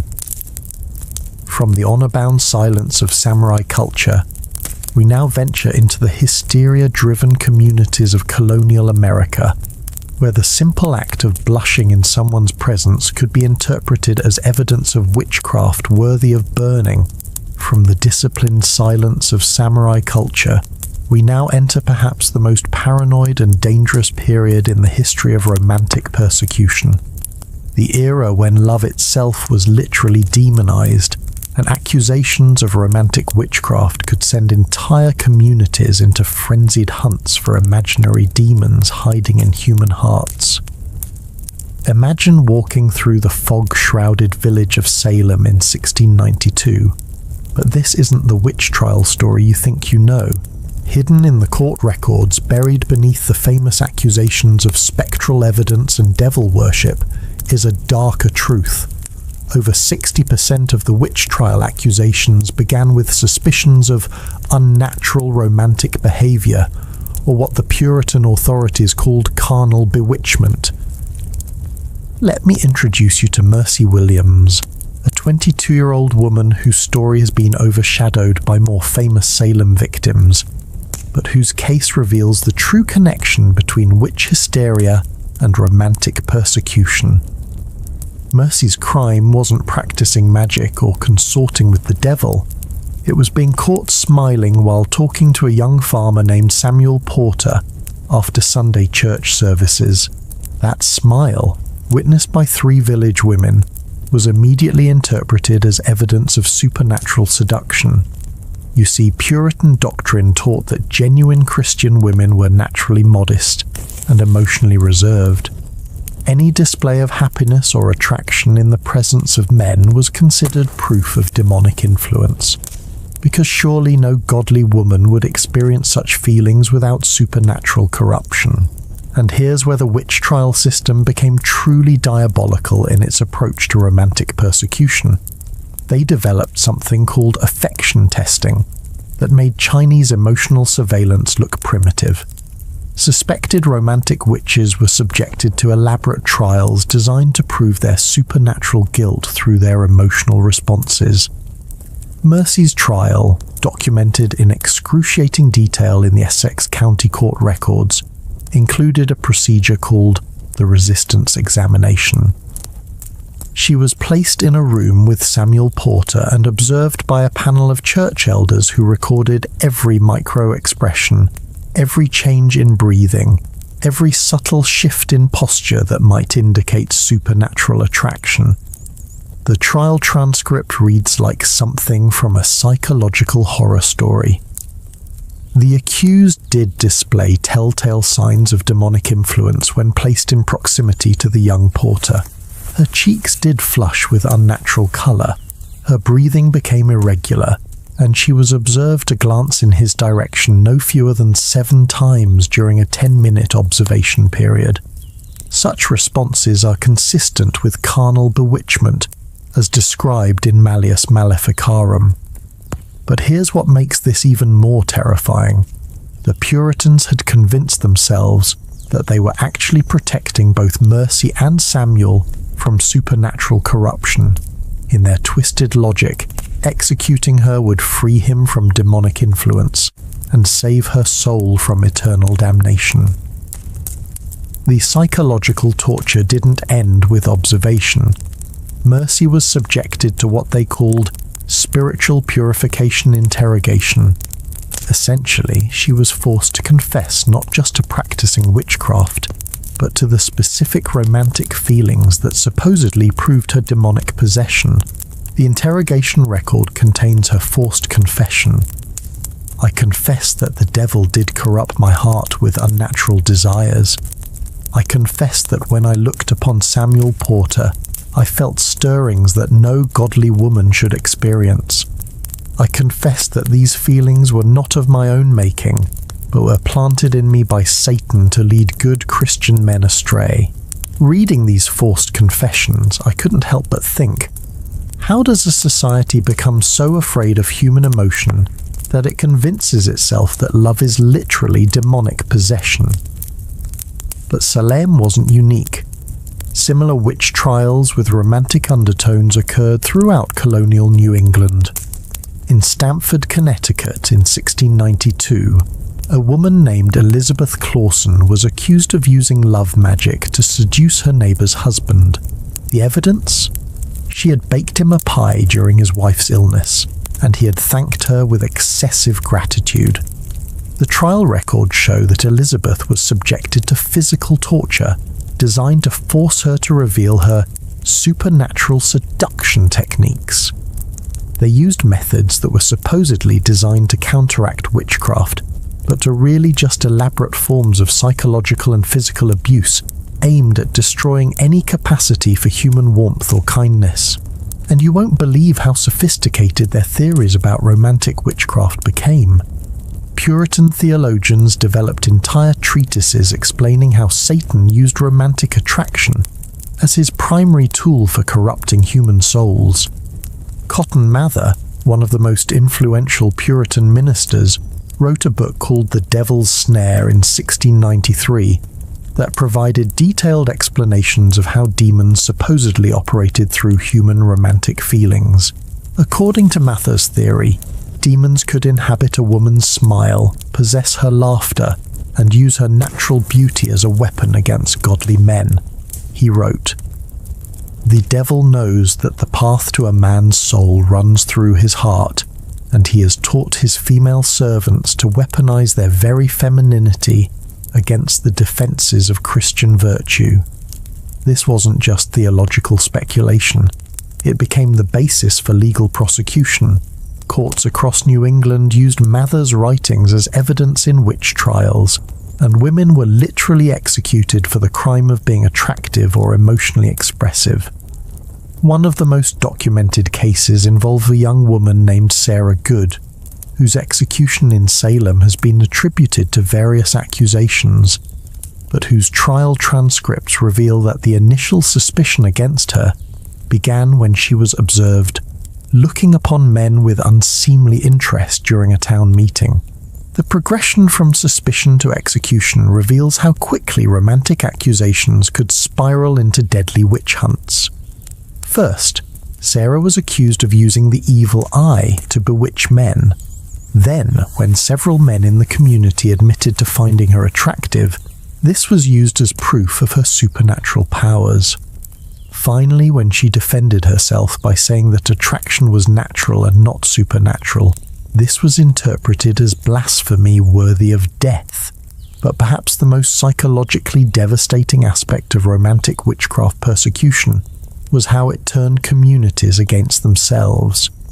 Neighbours were encouraged to report any signs of unnatural affection they observed in others. Mothers were expected to monitor their daughters for signs of demonic romantic influence. Even married couples were suspected if they displayed too much affection for each other. The paranoia became so intense that people began to police their own emotions with obsessive vigilance. A diary discovered in 1987, written by a Puritan woman named Hannah Bradstreet in 1693, reveals the psychological toll this constant self-monitoring took. "I find myself afraid to smile, afraid to feel joy, afraid even to pray with too much passion, lest someone interpret my fervour as evidence of carnal corruption. We have become a community of the emotionally dead, walking through our days like spirits already departed from our bodies." And here's something that will absolutely shock you. Some communities developed what they called emotional quarantine protocols for people suspected of romantic witchcraft. Instead of immediate execution, these suspects were isolated from society and subjected to months of psychological conditioning designed to eliminate their capacity for romantic feeling. One such facility, discovered during archaeological excavations in 1976 near Danvers, Massachusetts, contained cells specifically designed for what colonial records call affection rehabilitation. These cells had no windows, no decoration, and were painted entirely in grey. Inmates were fed bland food, given shapeless clothing, and forbidden from speaking to anyone for months at a time. The goal, according to surviving treatment manuals, was to create such strong negative associations with human interaction that the subjects would lose all capacity for romantic attraction. Those who successfully completed the program were released back into society as emotionally purified individuals who could be trusted not to spread romantic corruption. But here's what's most disturbing. Many of these purified individuals never recovered their ability to form emotional connections. They returned to their communities as hollow shells of their former selves, incapable of love, friendship, or even basic human warmth. Reading these accounts, I can't help but wonder how many potential love stories were not just prevented, but completely erased from the emotional landscape of early American society. How many people learned to fear their own hearts so thoroughly that they pass that fear down to their children and grandchildren? The witch trial approach to romantic persecution represents perhaps the most successful campaign in history to convince people that their own natural emotions were supernatural threats. It created a culture of emotional terror that influenced American attitudes toward romance and sexuality for generations. But even as New England was burning supposed romantic witches, other societies were developing their own unique approaches to controlling love through legal and social systems that made witch trials look almost merciful by comparison. Our journey now takes us across the Atlantic to the supposedly refined and elegant world of Victorian England, where beneath the surface of polite society, a different kind of romantic persecution was taking place. One that used the language of medicine and morality to destroy people just as effectively as fire and sword. Beneath the elegant facades and refined manners of Victorian society lay perhaps the most sophisticated system of romantic destruction ever devised. One that used the language of medicine, morality, and social propriety to inflict psychological torture so subtle that victims often thank their persecutors for curing them. Enter the gaslit drawing rooms of 1850s London, where we meet Dr. Isaac Baker Brown, a respected gynecologist whose treatments for female romantic desire would horrify even the most hardened medieval executioner. Dr. Brown had convinced Victorian society that women who showed signs of romantic or sexual interest suffered from a medical condition called moral insanity that required immediate surgical intervention. His solution? Clitoridectomy, the surgical removal of women's capacity for physical pleasure, performed without anesthesia as punishment for what he called unnatural romantic enthusiasm. And here's the truly chilling part. This wasn't considered torture or punishment by Victorian standards. It was celebrated as progressive medical treatment designed to save women from their own dangerous emotions. Dr. Brown's patient records, discovered in the Royal College of Surgeons archives in 1987, reveal the horrifying scope of his practice. Between 1858 and 1866, he performed this procedure on over 500 women whose crimes included writing love letters, expressing preference in marriage partners, showing physical affection to their husbands, and in one documented case, simply asking questions about romance during medical consultations. One case file tells the story of Margaret Whitmore, a 24-year-old woman whose family brought her to Dr. Brown because she'd been observed gazing at young men with inappropriate interest during church services. The medical report states, patient displays alarming symptoms of moral insanity, including elevated pulse when discussing matrimony, tendency to smile when addressed by male acquaintances, and reported dreams of romantic nature. Immediate surgical intervention recommended to prevent complete mental deterioration. Margaret's treatment took place in Dr. Brown's private clinic, where she was strapped to a table while fully conscious and subjected to what the medical records euphemistically describe as corrective surgery. The procedure notes, written in Dr. Brown's own hand, read like something from a torture manual. Patient remained conscious throughout procedure to ensure maximum psychological impact. Excessive screaming noted, which is typical of moral insanity cases. Patient thanked me upon recovery, indicating successful treatment of romantic delusions. Reading these medical records, I couldn't help but think, how does a society convince itself that surgically removing a woman's capacity for pleasure is medical progress? But that's exactly what Victorian England did, and the practice spread throughout Europe and America. But Dr. Brown wasn't working alone. He was part of a larger Victorian medical establishment that had declared war on female romantic desire through what they called scientific moral medicine. They developed an entire classification system for different types of romantic disorders that supposedly required medical intervention.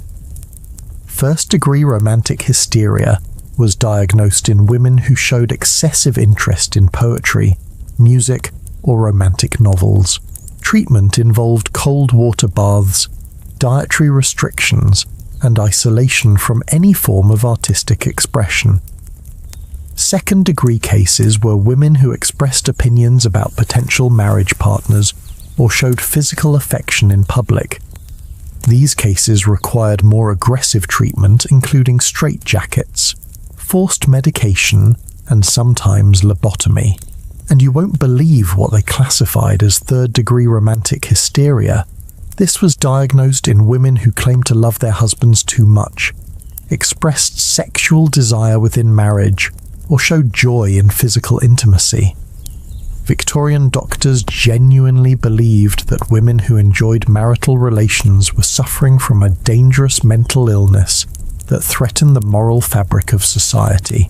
One of the most documented cases involves Lady Catherine Morrison, whose husband brought her to Dr. Brown in 1861 because she'd expressed excessive enthusiasm for their physical relationship. The medical consultation notes record her husband's complaint. "My wife displays unnatural desire for marital intimacy, often initiating contact and expressing enjoyment during relations. This behavior is deeply disturbing and suggests serious moral corruption that requires immediate medical attention." Lady Morrison was subjected to a treatment regimen that included daily ice baths, forced consumption of bromide, a chemical that suppressed sexual desire, and eventually surgical intervention. The treatment records show that after 6 months she had been successfully cured of her romantic feelings and returned to her husband as what the doctors called a properly functioning Victorian wife. But here's what makes this even more horrifying. Lady Morrison's post-treatment letters, preserved in her family's private collection, reveal the complete psychological destruction this cure achieved. She wrote to her sister, "I no longer understand what I once felt for my husband. The doctors have removed something from me that I cannot name, but I know it was precious.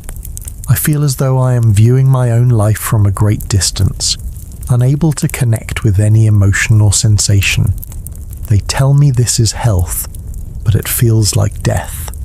And the Victorian medical establishment didn't limit their attention to married women. They developed special prevention programs for young unmarried women designed to identify and eliminate romantic tendencies before they could fully develop. One such program, run by the London Female Medical Institute, required teenage girls from wealthy families to undergo monthly moral health examinations, where they were questioned about their thoughts, dreams, and emotional responses to determine if they were developing dangerous romantic inclinations. The examination protocols preserved in the Institute's archives read like interrogation manuals. Girls were asked detailed questions about their reading preferences, their dreams, their physical sensations, and their thoughts about marriage. Any answer that suggested emotional depth or romantic curiosity was recorded as evidence of developing moral pathology. One examination report from 1863 describes the questioning of 16-year-old Emma Thornfield. Patient admits to enjoying poetry, and reports dreams involving dancing with unnamed male figures. When questioned about marriage, patient displayed visible excitement and stated preference for choosing her own husband based on affection rather than family arrangement. Recommend immediate intervention to prevent progression to full romantic hysteria. Emma's treatment involved being sent to what Victorians called a moral rehabilitation institute, essentially a prison for young women whose crime was showing signs of normal human emotional development. These institutions, scattered throughout England, housed hundreds of teenage girls whose families had them committed for displaying romantic interest. The daily routine at these institutes was designed to systematically crush any capacity for emotional expression. Girls were awakened at 5 a.m. for cold baths, fed bland food designed to suppress physical sensation, forced to spend hours copying moral texts about the dangers of romantic feeling, and subjected to daily lectures about how their natural emotions were symptoms of mental illness. One surviving diary, smuggled out of the Yorkshire Moral Institute in 1865, was written by a 17-year-old girl named Sarah Mitchell. Her entries reveal the psychological torture these institutions inflicted. Day 127. They tell us daily that our desire to love and be loved is sickness. They make us repeat phrases like, romance is madness and duty is joy, until we can say them without thinking. Some of the girls have begun to believe it. I watch them become hollow, empty shells who smile when they're supposed to, but whose eyes show nothing. I fear I am becoming like them. But perhaps the most disturbing aspect of Victorian romantic persecution was how it convinced women to participate in their own psychological destruction. The medical establishment was so successful in pathologizing female emotion that many women voluntarily sought treatment for their own romantic feelings. Hospital admission records from the period show hundreds of cases where women committed themselves for treatment of what they called inappropriate emotional responses. One admission form from 1867 reads, I, Elizabeth Hartwell, do voluntarily admit myself for treatment of excessive romantic feeling toward my betrothed. I recognize that my joy in his company and physical desire for our upcoming marriage are symptoms of moral illness that require medical correction. And here's something that will absolutely shock you. Some Victorian women actually formed support groups for what they called romantic recovery, where they helped each other overcome their capacity for love and sexual desire. These groups met in private homes and followed treatment protocols developed by the medical establishment. Meeting minutes from one such group, discovered in a Manchester attic in 1992, reveal women encouraging each other to suppress their emotions and celebrating successful elimination of romantic feelings. One entry reads, Sister Margaret reports successful completion of her emotional deadening therapy. She no longer experiences inappropriate pleasure in her husband's company and has achieved the proper state of marital indifference. We congratulate her on this medical victory. Reading these documents, I can't help but wonder, what kind of civilization convinces half its population that their capacity for love is a disease that needs to be cured? And how many generations of women pass down this emotional trauma to their daughters, teaching them to fear and suppress their own hearts? The Victorian approach to romantic persecution was particularly insidious because it convinced victims that their suffering was medical treatment, their oppression was moral improvement, and their emotional destruction was psychological healing. But even as Victorian England was perfecting the medicalization of romantic punishment across the Atlantic in colonial America, Puritan communities were developing their own equally brutal but distinctly different approach to controlling love through religious doctrine and social ostracism. From the sterile brutality of Victorian medical treatment Our journey now takes us to the harsh wilderness of colonial New England, where Puritan communities created a theocratic system that made love itself a sin against God and turned romantic desire into evidence of spiritual corruption worthy of public humiliation and exile.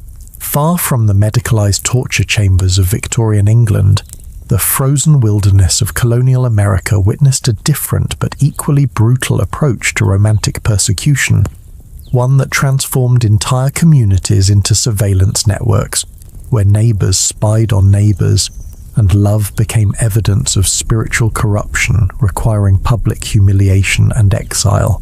Step into the harsh winter of 1649 in Plymouth Colony, where we encounter the story of Thomas and Patience Brewster, whose forbidden courtship would expose the terrifying efficiency of Puritan romantic control. Thomas, a 23-year-old carpenter, had committed what the colony considered a grave sin. He had chosen his own romantic partner instead of accepting the wife selected by his family and church elders. But here's what makes the Puritan approach uniquely devastating. They didn't just punish unauthorized romance, they turned the entire process of courtship into a form of public theater designed to humiliate and terrorize anyone who dared to follow their heart instead of religious authority. Thomas and Patience were forced to undergo something called corrective courtship, a months-long process where every interaction between them was supervised, monitored, and subjected to religious interpretation. They couldn't speak to each other without a church elder present, couldn't look at each other for more than 5 seconds at a time, and were required to confess their romantic feelings publicly every Sunday as evidence of their spiritual corruption. And you won't believe how sophisticated the Puritan surveillance system was. Each colony maintained detailed records of every unmarried person's behavior, tracking who spoke to whom, for how long, and in what emotional tone. These records, preserved in the Massachusetts Historical Society, reveal a level of social monitoring that would make modern authoritarian regimes jealous. One surveillance report from 1651 documents the activities of a young woman named Mary Warren. Subject observed smiling while conversing with unmarried male colonist John Proctor for duration of 12 minutes following evening prayers. Smile frequency noted as excessive, 7 instances of facial brightening during conversation. Subject's posture indicated inappropriate interest, leaning toward male companion twice, maintaining eye contact for periods exceeding proper Christian modesty. Recommend immediate intervention to prevent progression to dangerous romantic attachment. The Puritans had convinced themselves that romantic attraction was literally Satan's primary weapon for corrupting human souls and destroying Christian communities. They developed elaborate theological explanations for why love was dangerous, creating a doctrine called affectional heresy that treated romantic feelings as a form of idolatry. Reverend Increase Mather wrote in his 1674 treatise, Against the Snares of Carnal Love, when a man or woman feels their heart drawn to another through passion rather than godly arrangement, they have placed a human creature above the Creator in their affections. This is spiritual adultery of the highest order, for it teaches the soul to worship flesh instead of spirit. But the Puritans didn't just preach against romantic love. They developed systematic punishment protocols designed to break people's capacity for emotional attachment. One of the most documented cases involves a couple named Samuel and Elizabeth Sewall, who were caught holding hands during a church service in 1663.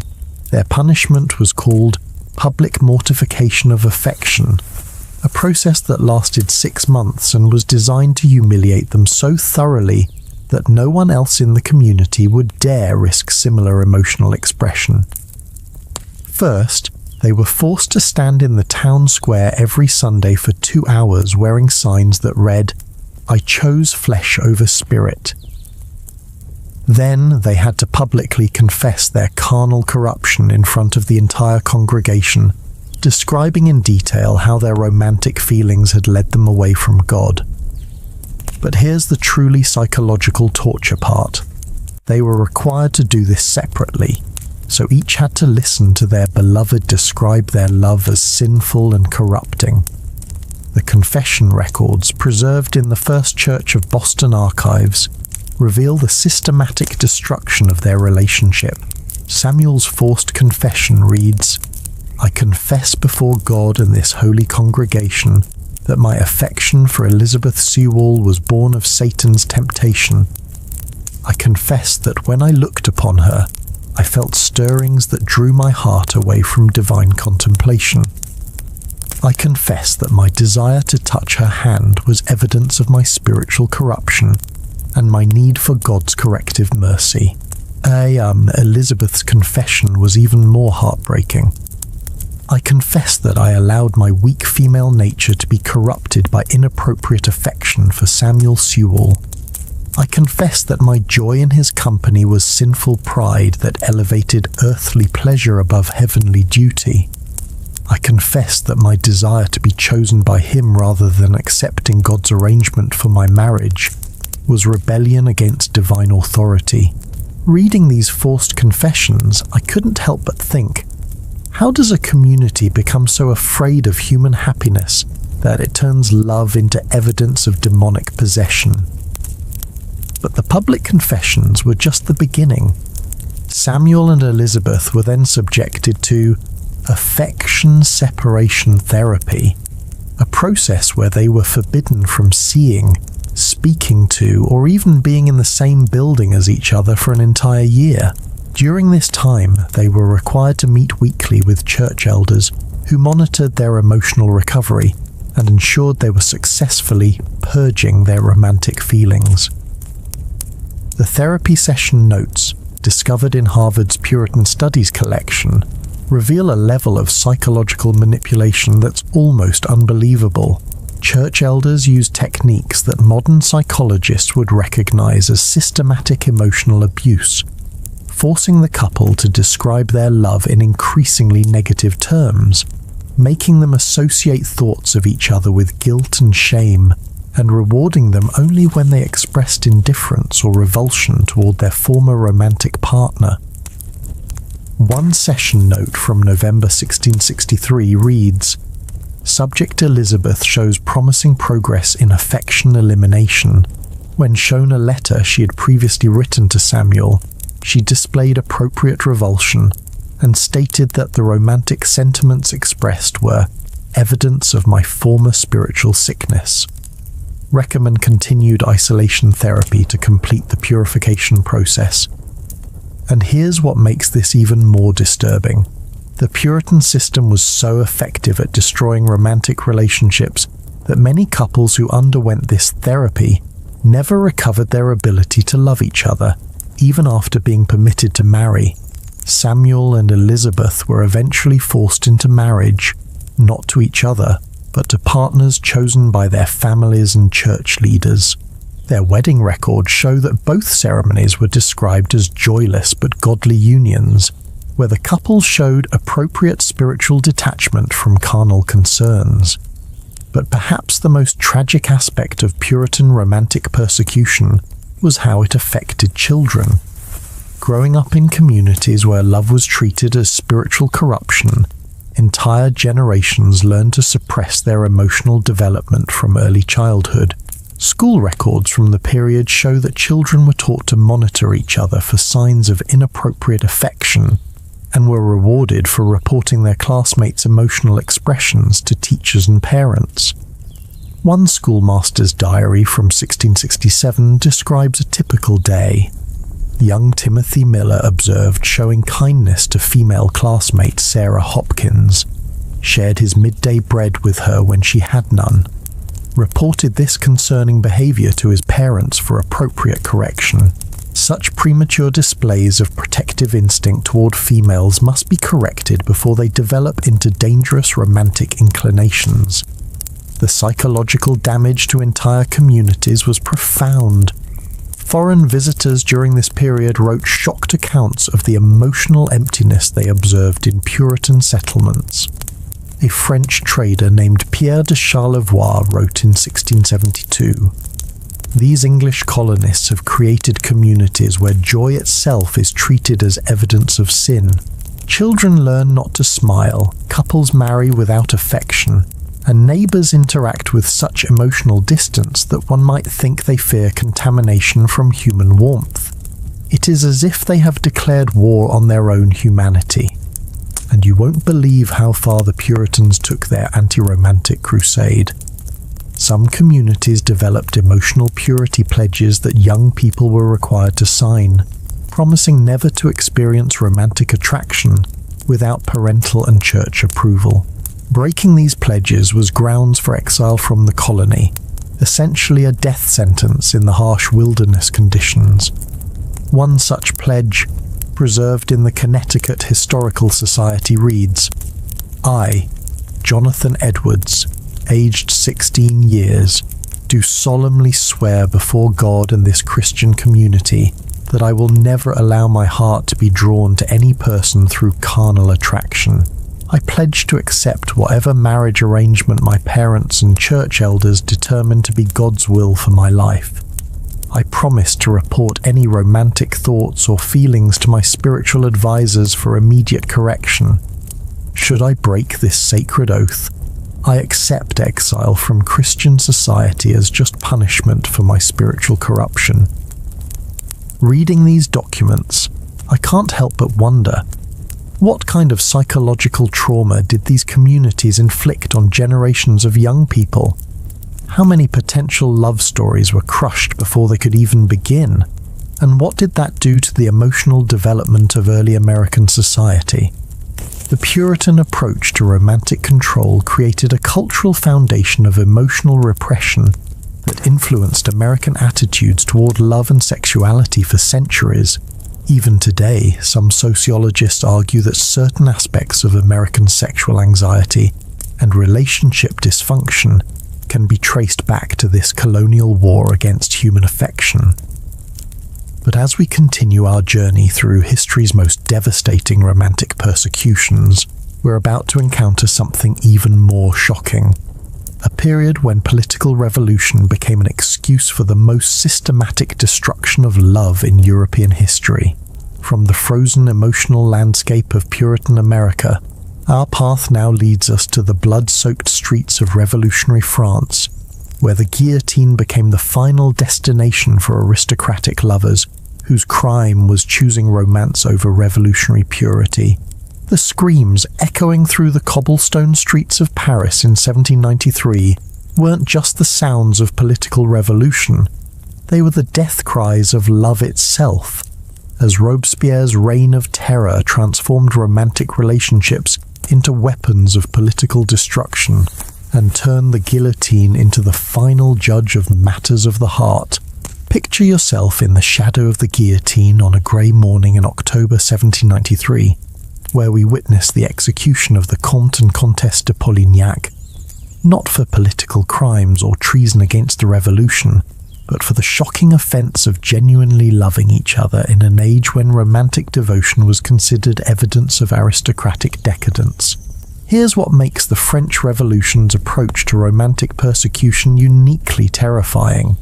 They weaponize love itself, turning romantic relationships into political statements that could be used to justify mass executions. Revolutionary tribunals didn't just prosecute people for their political beliefs, they prosecuted them for their emotional attachments, arguing that aristocratic love was fundamentally different from revolutionary love, and therefore inherently counter-revolutionary. And you won't believe how they justified this twisted logic. The Committee of Public Safety, led by Robespierre, developed what they called the doctrine of democratic emotion, essentially arguing that under the old regime, aristocrats had corrupted even love itself through their decadent lifestyle, making their romantic relationships a form of political rebellion against the new egalitarian order. Maximilien Robespierre himself wrote in his journal in 1793, "The aristocratic heart beats with selfish passion that elevates individual desire above the collective good. When nobles claim to love each other, they demonstrate their fundamental inability to love the people. Such corrupted affection is incompatible with republican virtue and must be eliminated along with all other aristocratic poisons. This wasn't just rhetoric. It became the legal foundation for what historians now call romantic prosecutions. Revolutionary courts across France began trying couples for the crime of loving each other in ways that were deemed incompatible with revolutionary values. One of the most documented cases involves the Duke and Duchesse de Choiseul, whose trial records reveal the horrifying sophistication of revolutionary romantic persecution. They were accused not of political conspiracy, but of counter-revolutionary emotional attachment, essentially loving each other too much in a way that supposedly demonstrated their selfish aristocratic nature. The prosecution's case, preserved in the Archives Nationales, reads like a parody of legal reasoning. Citizens, observe how these aristocratic criminals display their devotion to each other, rather than to the people of France. Note how the accused duchesse looks upon her husband with tenderness rather than revolutionary fervour. Witness how the duke speaks of his wife's beauty rather than the republic's glory. Such corrupted priorities reveal hearts that have never known true patriotic love. But here's where revolutionary romantic persecution became truly diabolical. They forced couples to betray each other emotionally as proof of their conversion to revolutionary values. Aristocratic prisoners were told they could save their lives by publicly renouncing their romantic love and declaring their spouse to be an enemy of the people. The trial transcripts of the Choiseul case show this psychological torture in action. The Duchess was told that if she would testify that her husband had never truly loved her, but had only used her for political advancement, both of their lives would be spared. The Duke was given the same offer: renounce his love for his wife and describe their marriage as a loveless aristocratic arrangement. And here's the heartbreaking part: neither would betray the other, even when it meant certain death. The Duchess's final testimony reads, "You ask me to declare that my husband never loved me, that our marriage was mere political calculation. I would rather die 1,000 deaths than speak such lies. If loving him truly is a crime against your revolution, then I die guilty and proud of my guilt." The Duke's response was equally devastating. "You offer me life in exchange for denouncing the woman who has been my heart's companion for 20 years. I choose death with love over life with lies. Let history record that the last aristocrats of France died not for political conspiracy, but for refusing to pretend that love is a crime." They were executed together on November 15, 1793, holding hands until the blade fell. Reading these trial records, I couldn't help but think, how does a political movement become so extreme that it turns love itself into evidence of treason? But the Choiseul case wasn't unique. Revolutionary tribunals across France prosecuted hundreds of couples for romantic crimes. They developed an entire classification system for different types of counter-revolutionary love, each carrying its own specific punishment. First-class romantic treason was defined as aristocratic couples who showed excessive devotion to each other rather than to the revolution. Second class involved marriages that had been arranged for political rather than patriotic reasons. Third class covered any romantic relationship that crossed class lines in ways that supposedly undermined revolutionary equality.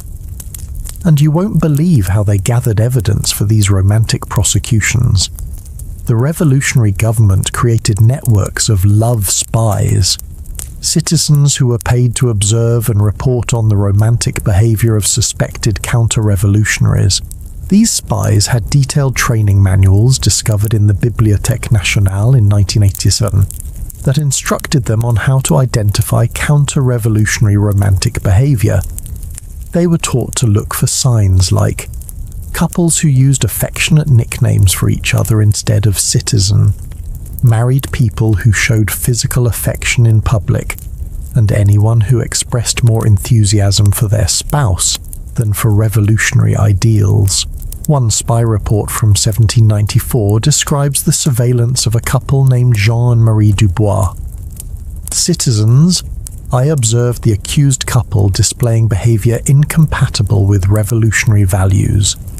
The male citizen referred to his wife as mon amour rather than citoyenne Dubois.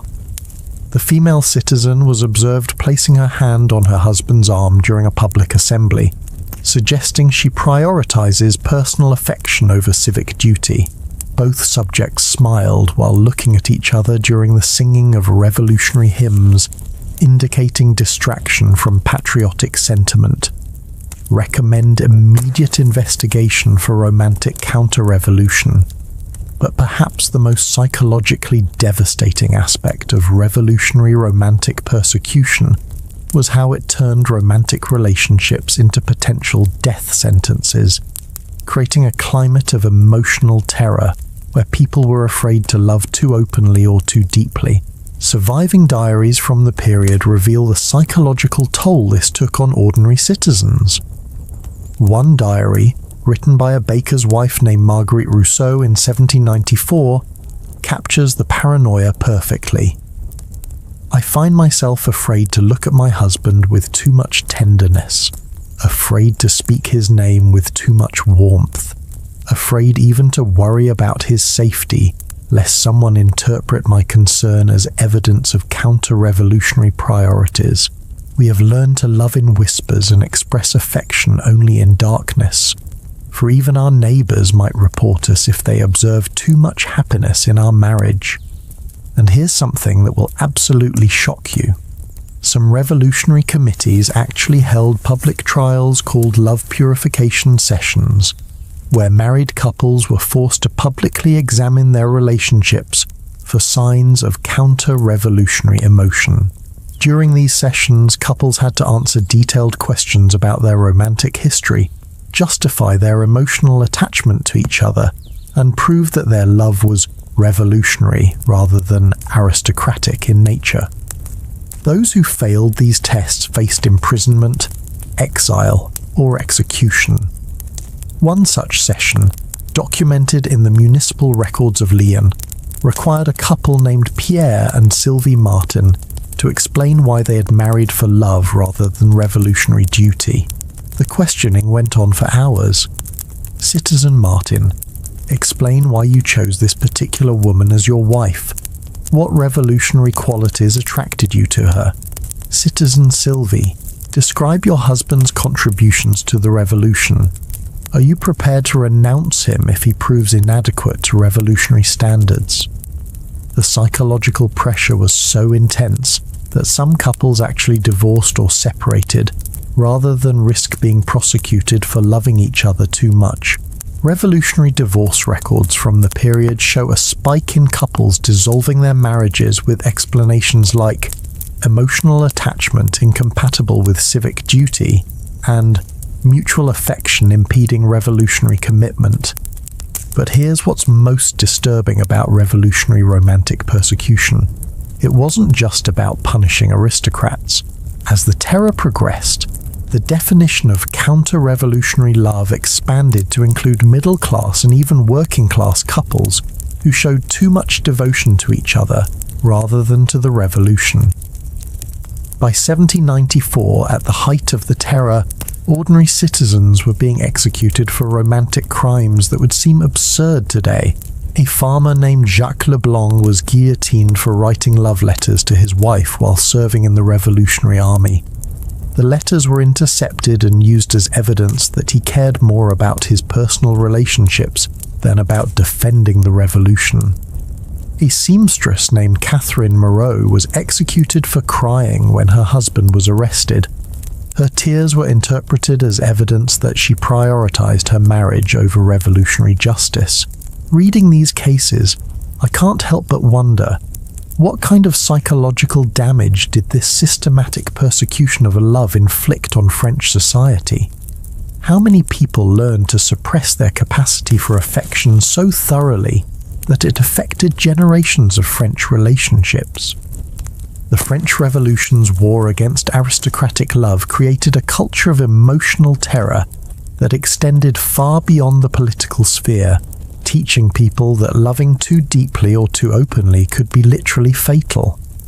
But even as France was guillotining lovers in the name of political purity, the modern world was beginning to develop new, more subtle but equally destructive approaches to controlling romantic relationships through legal systems and social institutions. From the blood-soaked squares of revolutionary Paris, our journey now moves into the industrial age, where we'll discover how the 20th century transformed ancient practices of the honor, killing into modern systems of family violence that continue to claim lives across the globe. As the guillotines fell silent and revolutionary fervor gave way to the industrial age, something even more sinister was emerging. The transformation of ancient honor codes into modern systems of family violence that would prove far more devastating than any medieval execution.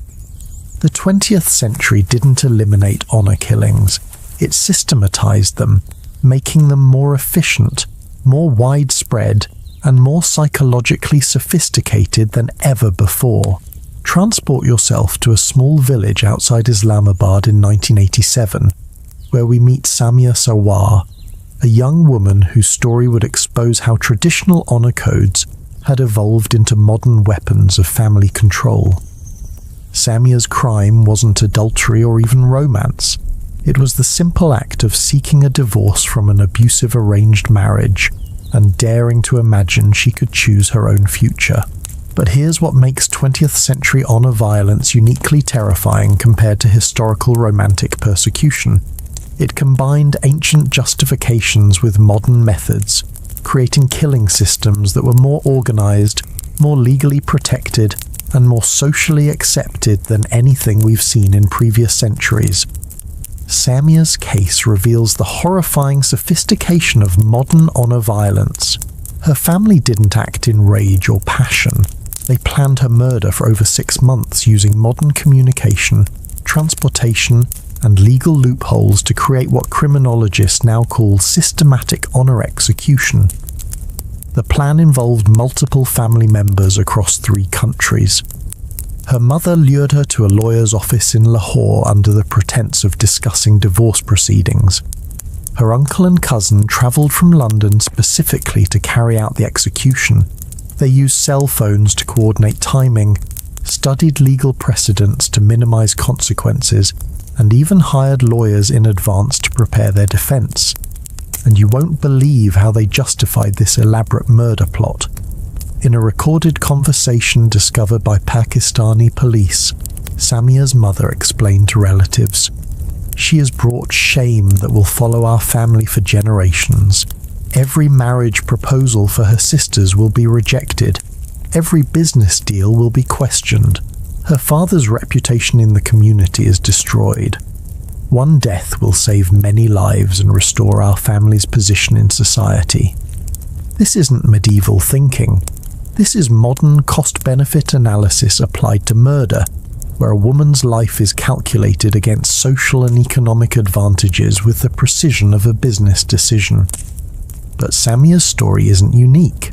According to UN Women's statistics from the 1990s, over 5,000 women worldwide were victims of honor killings each year, and these were only the documented cases. The real number was likely 10 times higher, as most honor killings were disguised as accidents, suicides, or domestic violence incidents. What makes modern honor violence particularly insidious is how it adapted to contemporary legal and social systems.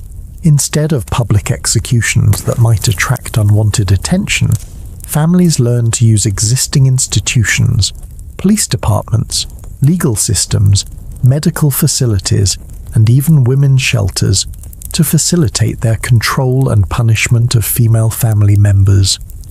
In 1999, Pakistani human rights lawyer Hina Jilani documented a case that reveals this systematic exploitation of modern institutions. A young woman named Rifat Ali had fled an abusive marriage and sought protection at a women's shelter in Karachi. Her family couldn't legally force her to return home, so they developed an elaborate strategy to reclaim her. First, they filed false criminal charges against her, claiming she had stolen family jewellery. When police investigated, family members bribed officers to reveal her location at the shelter. Then they used connections in the court system to have her transferred to police custody for questioning. Finally, they arranged for her to be released into their custody pending trial, where she was immediately killed for bringing shame to the family honour. The entire process took 3 weeks and involved corruption in multiple government institutions. Rifat's murder was officially recorded as a suicide, despite evidence of torture and strangulation. No one was ever prosecuted. Reading about cases like Rifat's, I couldn't help but think, how did ancient honour codes become so embedded in modern institutions that they could turn entire legal systems into weapons against women? But honour violence in the 20th century wasn't limited to developing countries. It followed immigrant communities to Western nations, where it faced different challenges but evolved new forms of sophistication.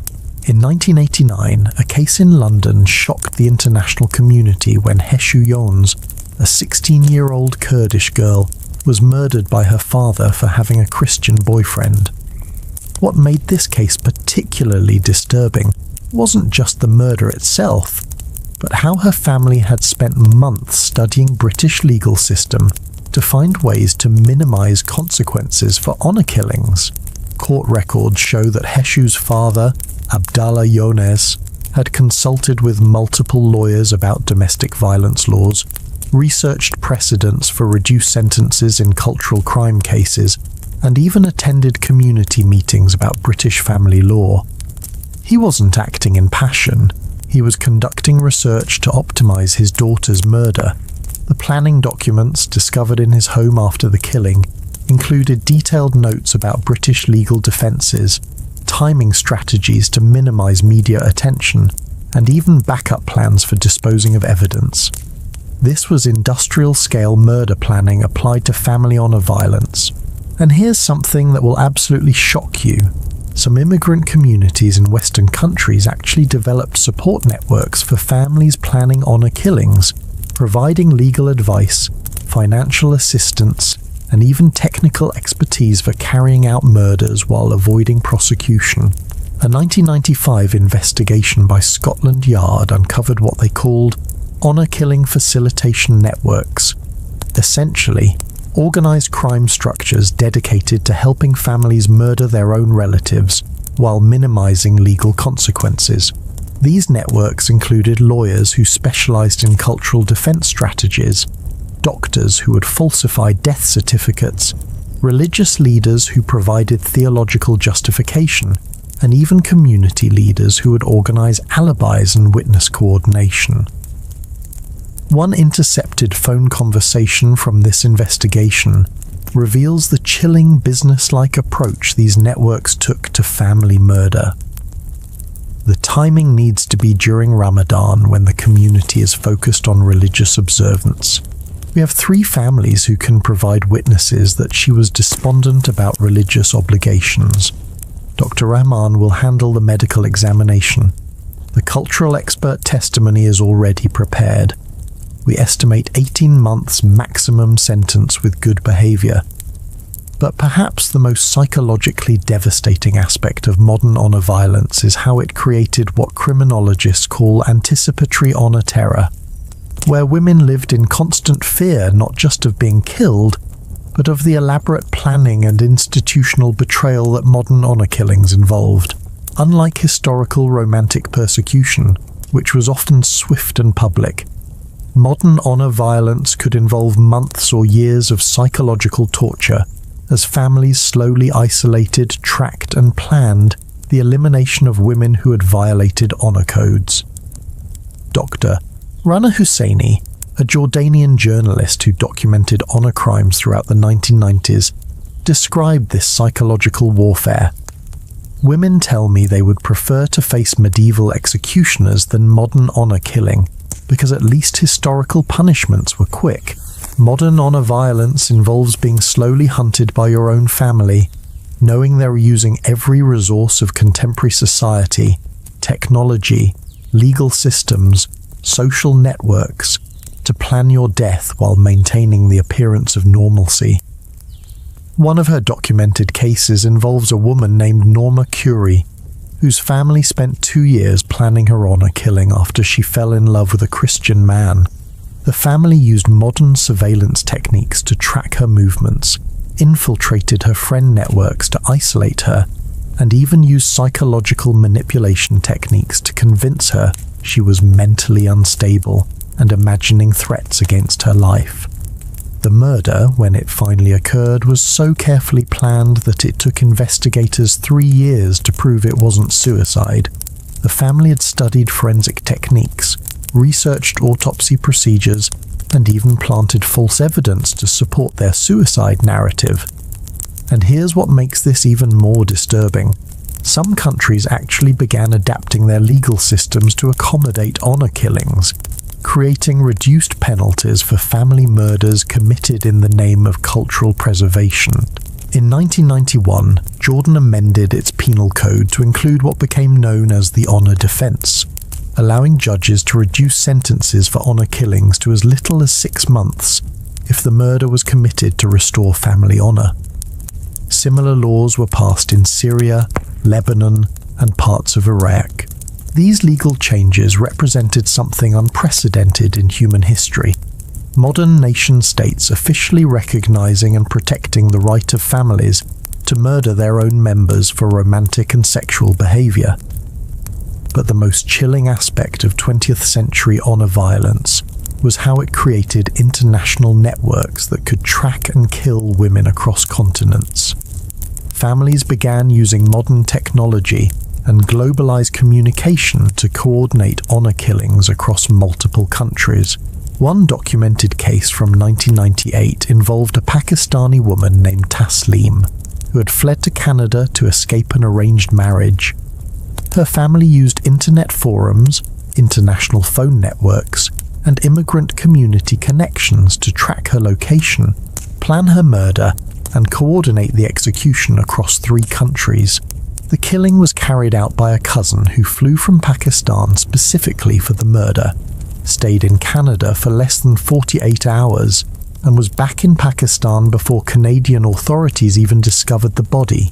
Reading about the evolution of honor violence into these sophisticated international operations, I can't help but wonder, how did humanity's capacity for love become so threatening that families would use cutting-edge technology and global resources to destroy their own children?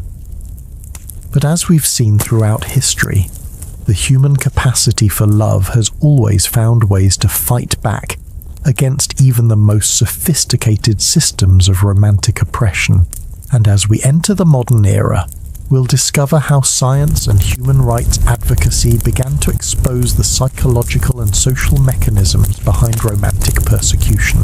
From the globalized honor-killing networks of the late 20th century, our journey now turns to the laboratories and research institutions where scientists began unlocking the biological and psychological secrets of love itself, revealing why the human capacity for romance has proven so resilient despite millennia of systematic persecution. Just as modern technology was being weaponized to destroy love, something extraordinary was happening in research laboratories around the world.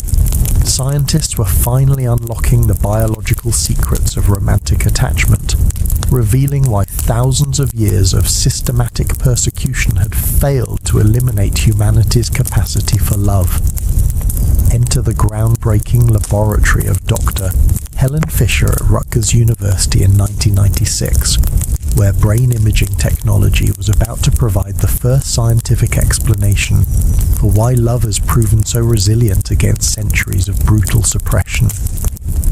Dr. Fisher's team used fMRI scanners to peer inside the brains of people in love, and what they discovered would revolutionize our understanding of romantic attachment forever. The results were absolutely stunning. When people looked at photos of their beloved, their brains lit up like Christmas trees in areas associated with reward, motivation, and addiction. But here's the truly remarkable discovery. The brain patterns of love were virtually identical to those seen in people experiencing cocaine addiction, gambling compulsion, and other powerful psychological dependencies. Dr. Fisher's research revealed that romantic love isn't just an emotion, it's a fundamental neurological drive as essential as hunger, thirst, or the need for sleep. Her published findings in 2005 stated, "Romantic love is not an emotion per se, but rather a motivation system, a drive, a fundamental mating drive. It's a need that compels us to seek and maintain attachment to another human being." And you won't believe what this discovery meant for understanding historical romantic persecution. For the first time in human history, we had scientific proof that trying to eliminate love through punishment, torture, or execution was like trying to eliminate hunger or breathing. It was fighting against one of the most fundamental biological systems in the human brain. But Dr. Fisher's research went even deeper. Her team discovered that the brain chemistry of love involves three distinct but interconnected systems: lust, driven by testosterone and estrogen; romantic attraction, driven by dopamine, norepinephrine, and serotonin; and attachment, driven by oxytocin and vasopressin. This explains something that had puzzled historians for centuries: why people throughout history had been willing to die for love rather than abandon their romantic attachments. The attachment system literally rewires the brain, creating chemical dependencies that are as powerful as any drug addiction. One of Dr. Fisher's most significant discoveries came from studying brain scans of people who had been rejected by their romantic partners. The brain activity in these heartbroken individuals showed patterns identical to those seen in cocaine addicts going through withdrawal: intense craving, obsessive thoughts, and severe emotional distress. She wrote in her landmark 2004 study, "When someone is rejected in love, brain regions associated with physical pain become active. This explains why we say we are hurt or crushed. The brain literally processes emotional rejection as physical injury." Reading this research, I couldn't help but think, if love creates the same brain chemistry as drug addiction, no wonder thousands of years of punishment failed to eliminate it. Societies were essentially trying to cure addiction through torture, which modern medicine knows is completely ineffective. But the scientific revelations about love went far beyond brain chemistry. Evolutionary psychologist Dr. David Buss at the University of Texas conducted massive cross-cultural studies that revealed something even more shocking about romantic persecution throughout history. His research, published in 1994, showed that romantic love exists in virtually identical forms across every human culture ever studied, from isolated tribes in the Amazon to modern urban societies. This wasn't learned behavior that could be suppressed through cultural conditioning. It was universal human nature encoded in our DNA. Dr. Buss's team documented romantic love in 166 different cultures, finding the same patterns of jealousy, mate guarding, and romantic obsession everywhere humans existed. His findings stated, "The evidence suggests that romantic love is a universal human adaptation that evolved to solve the problem of finding and keeping a mate for long enough to raise offspring successfully." And here's where the science gets really fascinating. Dr. Buss discovered that the very behaviors that historical societies tried to eliminate through romantic persecution were actually evolutionary adaptations that helped our species survive and thrive. Jealousy, which led to honor killings throughout history, evolved as a mate-guarding mechanism to prevent partners from abandoning relationships. Romantic obsession, which medieval societies treated as demonic possession, evolved to focus mental energy on securing reproductive success. Even the willingness to die for love made evolutionary sense as a way to demonstrate genetic fitness to potential mates. But perhaps the most groundbreaking research came from neuroscientist Dr. Samir Zeki at University College London, who used brain imaging to study people from cultures with histories of intense romantic persecution. His 2007 study included participants from families that had practiced honor killing, arranged marriage enforcement, and other forms of romantic control for generations. The results were absolutely mind-blowing. Despite generations of systematic romantic suppression, the brain chemistry of love in these individuals was identical to people from cultures with complete romantic freedom. Dr. Zeki concluded, "The neural mechanisms of romantic love appear to be so fundamental to human nature that they cannot be altered by cultural conditioning, no matter how extreme or prolonged." This explained why every society throughout history that tried to eliminate romantic choice eventually failed. They were fighting against biology itself, trying to suppress brain systems that had evolved over millions of years and were literally hardwired into human DNA. But the science revealed something even more remarkable. Not only was love impossible to eliminate, but attempting to suppress it actually created psychological damage that could be measured in brain scans. Dr. Naomi Eisenberger at UCLA conducted groundbreaking research on the neurological effects of romantic suppression, studying brain scans of people who'd been forced into arranged marriages or who had grown up in cultures that severely restricted romantic expression. Her findings, published in 2010, showed that people who'd been prevented from expressing natural romantic attachments displayed brain patterns consistent with chronic stress, depression, and post-traumatic stress disorder.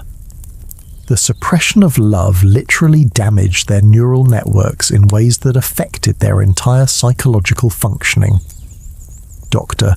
Eisenberger wrote, "When we prevent people from forming natural romantic attachments, we're not just controlling their behavior, we're inflicting neurological damage that can persist for decades and may even be transmitted to their children through epigenetic changes."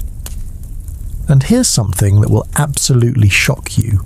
Some researchers began studying the descendants of people who had survived extreme romantic persecution, and they found evidence that trauma from forced romantic suppression could actually be inherited across generations.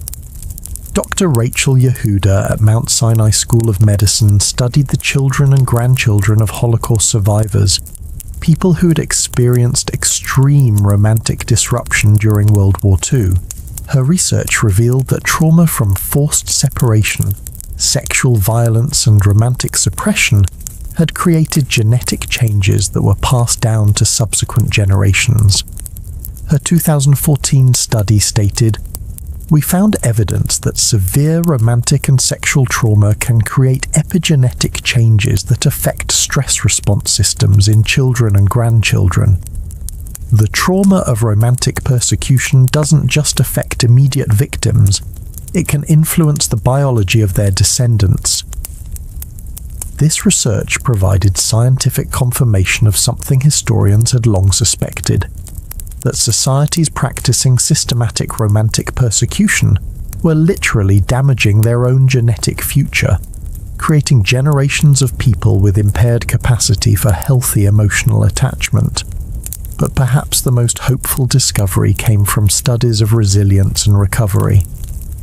Dr. Fredrickson at the University of North Carolina found that people who had survived romantic persecution often developed what she called enhanced attachment capacity, a heightened ability to form deep emotional bonds that made them more resilient and emotionally intelligent than people who had never faced such challenges. Her research showed that surviving romantic persecution, while traumatic, could actually strengthen the brain's attachment systems, creating individuals with extraordinary capacity for love, empathy, and emotional connection. Dr. Fredrickson wrote, "The human capacity for love is so fundamental that even severe suppression often backfires, creating individuals whose ability to form deep emotional connections becomes stronger rather than weaker through adversity. Reading this research, I couldn't help but feel amazed by the resilience of human love. Despite thousands of years of systematic persecution, despite torture, execution, and psychological warfare designed to eliminate romantic attachment, love not only survived but often emerged stronger than before. The science revealed something beautiful and hopeful, that love isn't just a luxury or cultural construct that can be eliminated through social engineering. It's a fundamental aspect of human nature, as essential to our survival as any other biological function, and as impossible to permanently destroy as consciousness itself.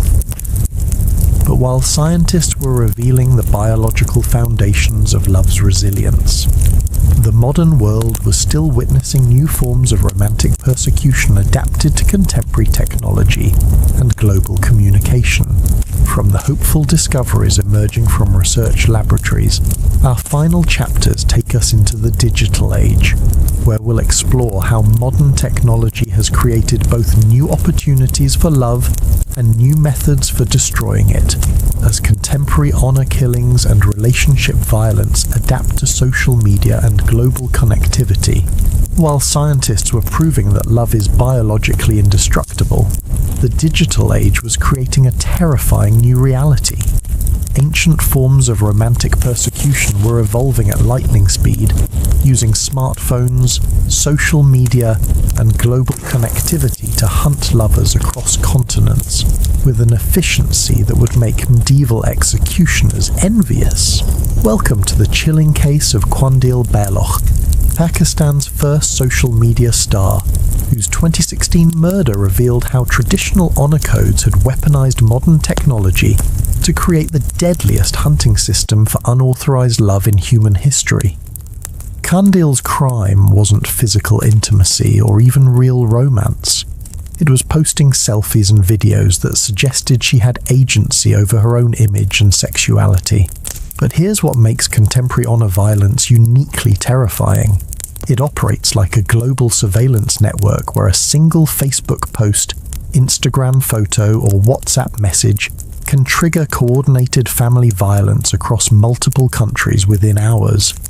Qandeel's digital footprint became the evidence for her execution.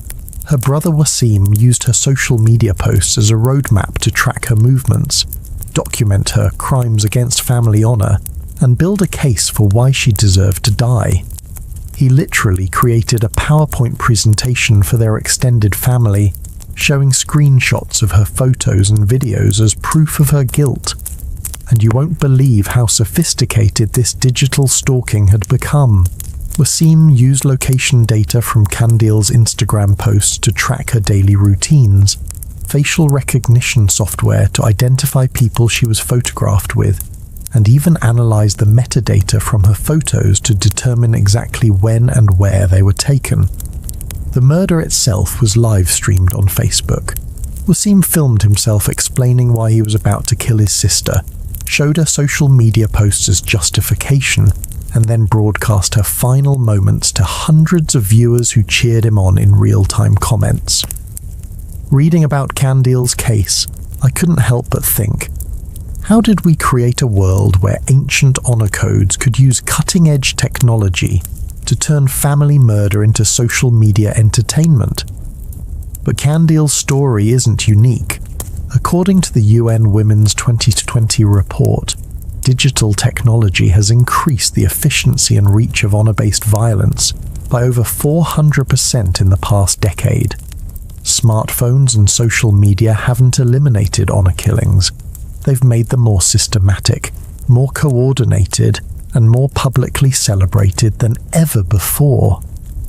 Consider the case of Tanya Kambu, a French-Senegalese woman who was murdered in 2018 by a coordinated network of family members across 3 countries. Tanya's crime was posting photos of herself in Western clothing and expressing opinions about women's rights on her Facebook page. Her family used a sophisticated digital tracking system to monitor her online activity, coordinate surveillance across international borders, and plan her execution with military precision. They created encrypted WhatsApp groups to coordinate the murder, used VPN technology to mask their communications, and even hired a cybersecurity expert to help them access Tanya's private messages. The murder plan, discovered by French police, included detailed digital surveillance reports, travel itineraries for multiple family members, and even backup communication protocols in case their primary networks were compromised. This wasn't a crime of passion. It was a multinational corporate operation designed to eliminate a woman for expressing herself online.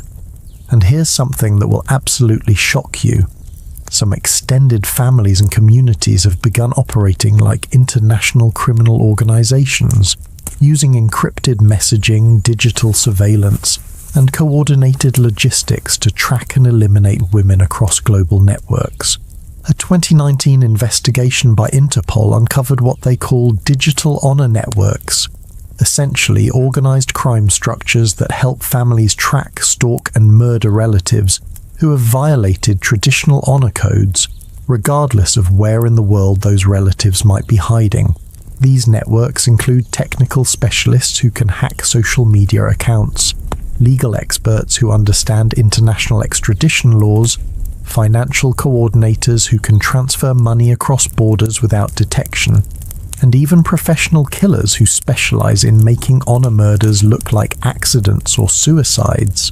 One intercepted communication from this investigation reveals the business-like approach these networks take to family murder. Target has been located in Toronto through Instagram geolocation, financial transfer for operative travel completed. Documentation specialist confirms Canadian entry requirements.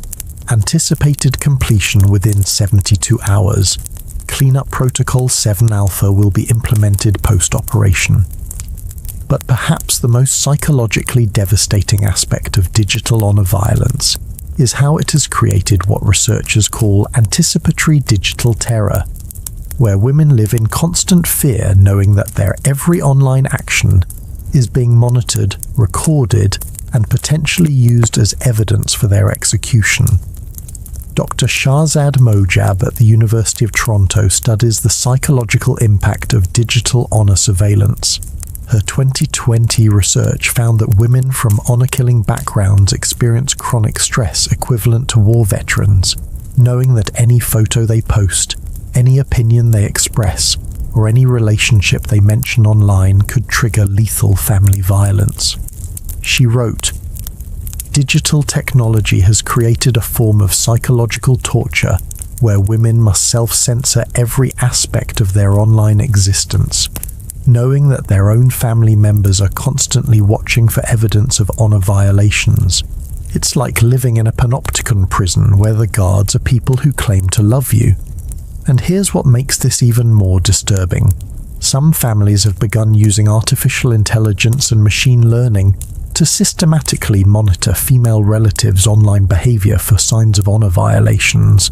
A 2021 study by Human Rights Watch documented families using commercially available AI software to automatically scan female relatives' social media posts for concerning content.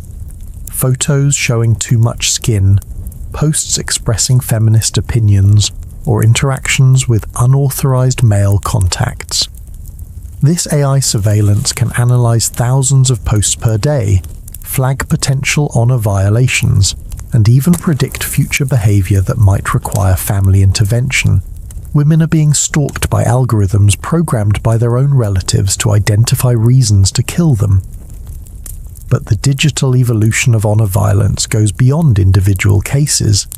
Social media platforms themselves have become venues for celebrating and encouraging honor killings, creating online communities where family murder is treated as entertainment and moral education. A 2020 investigation by the BBC found over 200 Facebook groups and WhatsApp channels dedicated to sharing videos of honor killings, providing technical advice for family murders, and celebrating successful eliminations of women who violated traditional codes. These groups operate like digital coliseums where honor killings are broadcast live, voted on by audiences, and analyzed for technique and effectiveness. Some groups even provide ratings and reviews for different murder methods, discussing which approaches are most likely to avoid legal consequences. One group administrator explained their mission in a recorded interview. "We provide education to families about maintaining honor in the modern world. When young women see videos of what happens to those who bring shame to their families, they learn to behave appropriately. We save lives by showing the consequences of improper behavior." Reading about these digital honor-killing communities, I can't help to wonder, how did platforms designed to connect people become venues for organizing family murder and celebrating the destruction of women's lives? And here's something that will blow your mind. Some governments have actually begun using digital technology to facilitate honor-based violence rather than prevent it. They've created legal frameworks that allow families to use digital surveillance evidence in honor-killing defenses. In 2019, Jordan amended its cybercrime laws to allow families to submit social media posts as evidence of honor violations in murder trials. This means that a woman's Facebook photos, Instagram posts, or WhatsApp messages can now be used as legal justification for her execution by family members. Similar laws have been passed in parts of Iraq, Syria, and Afghanistan, creating a legal framework where digital self-expression becomes evidence for capital punishment by family members. But perhaps the most chilling aspect of contemporary digital honor violence is how it has created international networks that can coordinate the elimination of women across multiple continents within hours of identifying honor violations. The 20/20 case of Layla Hassan, a Kurdish German woman living in Berlin, demonstrates this global coordination. When Layla posted photos of herself attending a music festival with male friends, her extended family in Iraq, Turkey, and Germany immediately coordinated through encrypted messaging to plan her murder. Within 6 hours of her social media post, family members in 3 countries had analyzed her photos to identify her exact location, researched German legal penalties for honor crimes, arranged travel for multiple family members to converge in Berlin, coordinated alibis and witness testimony, prepared false documentation to make her murder appear to be a random crime. Layla was murdered 18 hours after posting the photos. The coordination was so efficient that she was dead before she even realized her family was tracking her online activities. But as we've seen throughout history, the human capacity for love continues to fight back against even the most sophisticated systems of persecution. And as we reach the conclusion of our journey through humanity's darkest chapters, we'll discover how modern movements for justice and human rights are finally beginning to turn the tide. From the digital hunting networks of contemporary honor violence, our final chapter brings us full circle to the present moment, where courageous individuals and organizations are working to break cycles of romantic persecution that have lasted for millennia, offering hope that love might finally be winning its ancient war against oppression. After traveling through thousands of years of humanity's war against love, we finally arrive at a moment of unprecedented hope, where courageous individuals around the world are breaking cycles of romantic persecution that have endured for millennia, proving that love's ancient resilience might finally be winning against oppression. Meet Khalida Brohi, a Pakistani woman who survived an honor-killing attempt and transformed her trauma into a global movement that has saved thousands of lives. In 2007, when Khalida was just 16, her own family attempted to murder her for the crime of wanting to continue her education, instead of accepting an arranged marriage. But instead of being silenced by violence, Khalida did something unprecedented. She used social media and international networks to expose honor-killing systems and create protection networks for women at risk. Her organization, Sugar, has now prevented over 2,000 honor killings across Pakistan, Afghanistan, and other regions where romantic persecution continues. And here's what makes Khalida's work so revolutionary. She doesn't just rescue individual women, she transforms entire communities by working with families, religious leaders, and even former perpetrators to break the cultural programming that has sustained romantic persecution for generations. Her approach involves what she calls honor transformation, essentially reprogramming communities to understand that true honor comes from protecting and empowering women rather than controlling and destroying them. Her 2019 TED Talk reached over 3 million viewers and inspired similar movements across the globe. Khalida explained her philosophy. For thousands of years, families have been taught that love is dangerous, that women's choices threaten community stability, that violence protects honor. We're proving that communities become stronger, more prosperous, and more honored when women are free to love and choose their own paths. And you won't believe the success rate of her honor transformation programs. In communities where Sugar operates, honor killings have decreased by over 80% within 3 years, while economic prosperity, educational achievement, and community health have all dramatically improved. But Khalida's work is part of a larger global awakening. Across the world, survivors of romantic persecution are creating networks that use modern technology not to facilitate violence, but to prevent it and protect vulnerable individuals. In Jordan, Rana Husseini, the journalist who documented honor crimes throughout the 1990s, has created a digital early warning system that identifies women at risk and coordinates international protection before violence can occur. Her network includes safe houses, legal advocates, and even extraction teams that can move women to safety within hours of identifying threats. Her system has prevented over 500 honor killings since 2015 and has been adopted by human rights organizations in 15 countries. She told me in a 2020 interview, "We're using the same global connectivity that perpetrators use to hunt victims, but we're faster, better organized, and we're fighting for love instead of against it." Meanwhile, in India, Dr. Rupreka Verma has developed rehabilitation programs for families who have committed honor crimes, working to break the psychological programming that sustains romantic persecution across generations. Her research, published in 2021, shows that families who undergo her rehabilitation programs have a 90% success rate in preventing future honor violence.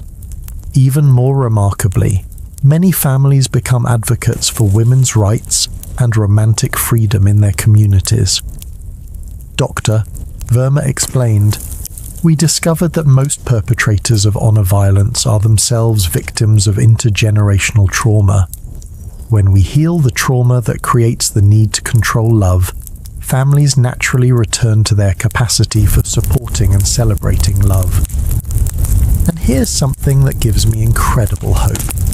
Young people from communities with histories of romantic persecution are increasingly rejecting these traditions and creating new cultural norms that celebrate love instead of fearing it. The 2020 Global Youth Survey on Love and Freedom, conducted by the UN Population Fund, found that over 70% of young people from honor-killing backgrounds reject their family's traditional approaches to romance and marriage. They're creating new cultural traditions that honor their heritage while embracing romantic freedom. One survey respondent from Afghanistan wrote, "My grandmother lived in fear of love her entire life. My mother was forced into a loveless marriage that destroyed her spirit. But I am choosing differently. I will honor my culture through compassion, education, and celebrating the beauty of human connection. This is how I preserve what is truly valuable from my heritage." But perhaps the most powerful force for change is coming from an unexpected source. former perpetrators of romantic persecution who have undergone psychological transformation and now work to prevent the violence they once committed. Hassan al-Rashid, a Jordanian man who killed his sister in an honor crime in 1995, spent 15 years in prison undergoing psychological rehabilitation. Upon his release, he became one of the Middle East's most effective advocates for ending honor violence. His story is remarkable. In prison, Hassan participated in a revolutionary rehabilitation program that helped him understand the psychological and cultural programming that had led him to murder his own sister. Through years of therapy, education, and emotional healing, he transformed from a perpetrator into a protector. Hassan now travels throughout the Arab world, speaking to families and communities about the devastation that honor violence causes. His presentations include graphic accounts of his own psychological state during and after killing his sister, and the lifelong trauma that honor crimes inflict on perpetrators as well as victims. He told a 2019 conference in Lebanon, "I spent my entire adult life believing I had restored my family's honor by killing my sister. But honor built on violence is no honor at all. It's shame disguised as righteousness. True honor means protecting the people you love, not destroying them for loving others."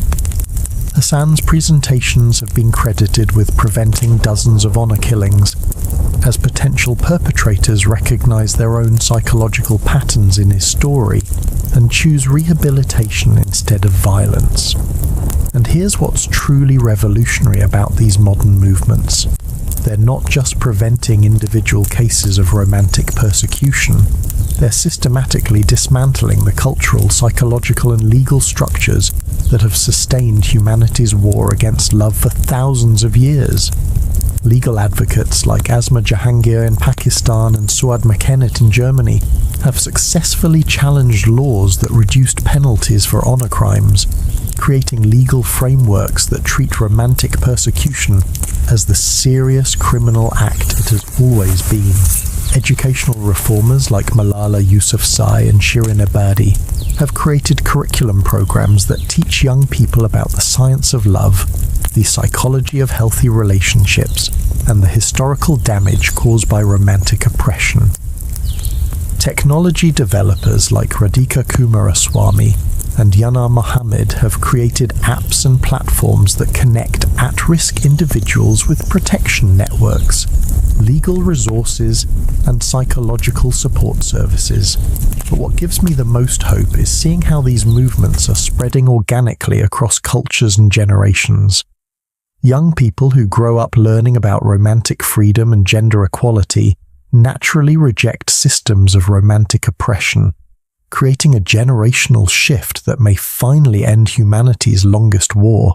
The 2021 World Health Organization report on intimate partner violence shows that countries with comprehensive programs addressing romantic persecution have seen dramatic decreases in all forms of relationship violence, while simultaneously experiencing improvements in mental health, economic development, and social cohesion. Reading about these global changes, I can't help but feel optimistic that we may be witnessing the beginning of the end for romantic persecution. After thousands of years of systematic violence against love, humanity appears to be finally learning that protecting and celebrating romantic freedom strengthens rather than weakens communities. The ancient lovers who died for refusing to renounce their feelings, Eleanor and William in medieval England, Takeshi and Yuki in feudal Japan, Abelard and Eloise in church-controlled France. Their sacrifices were not in vain. Their willingness to choose love over safety helped preserve the human capacity for romantic attachment through the darkest periods of persecution. And now, finally, their descendants are free to love openly, to choose their own partners, to express affection without fear of execution, and to build relationships based on mutual respect rather than family obligation or social control. But our work isn't finished. honor killings still claim over 5,000 lives per year. Romantic persecution continues in many forms across the globe. Digital surveillance and family violence are evolving new methods of control and punishment. Yet for the first time in human history, we understand the science of love. We have global networks dedicated to protecting romantic freedom, and we have proof that communities thrive when love is celebrated rather than feared. The greatest love story ever told isn't Romeo and Juliet or any fictional romance. It's the story of humanity's gradual awakening to the truth that love is not dangerous, but essential. That romantic freedom doesn't destroy communities, but strengthens them. That the capacity to choose our own partners and express our deepest feelings is not a luxury to be regulated, but a fundamental human right to be protected. As we reach the end of our journey through history's darkest chapters, I'm reminded that every couple who chooses love over fear, every family that celebrates rather than punishes romantic choice, and every community that protects rather than persecutes lovers, is continuing this ancient fight for human freedom.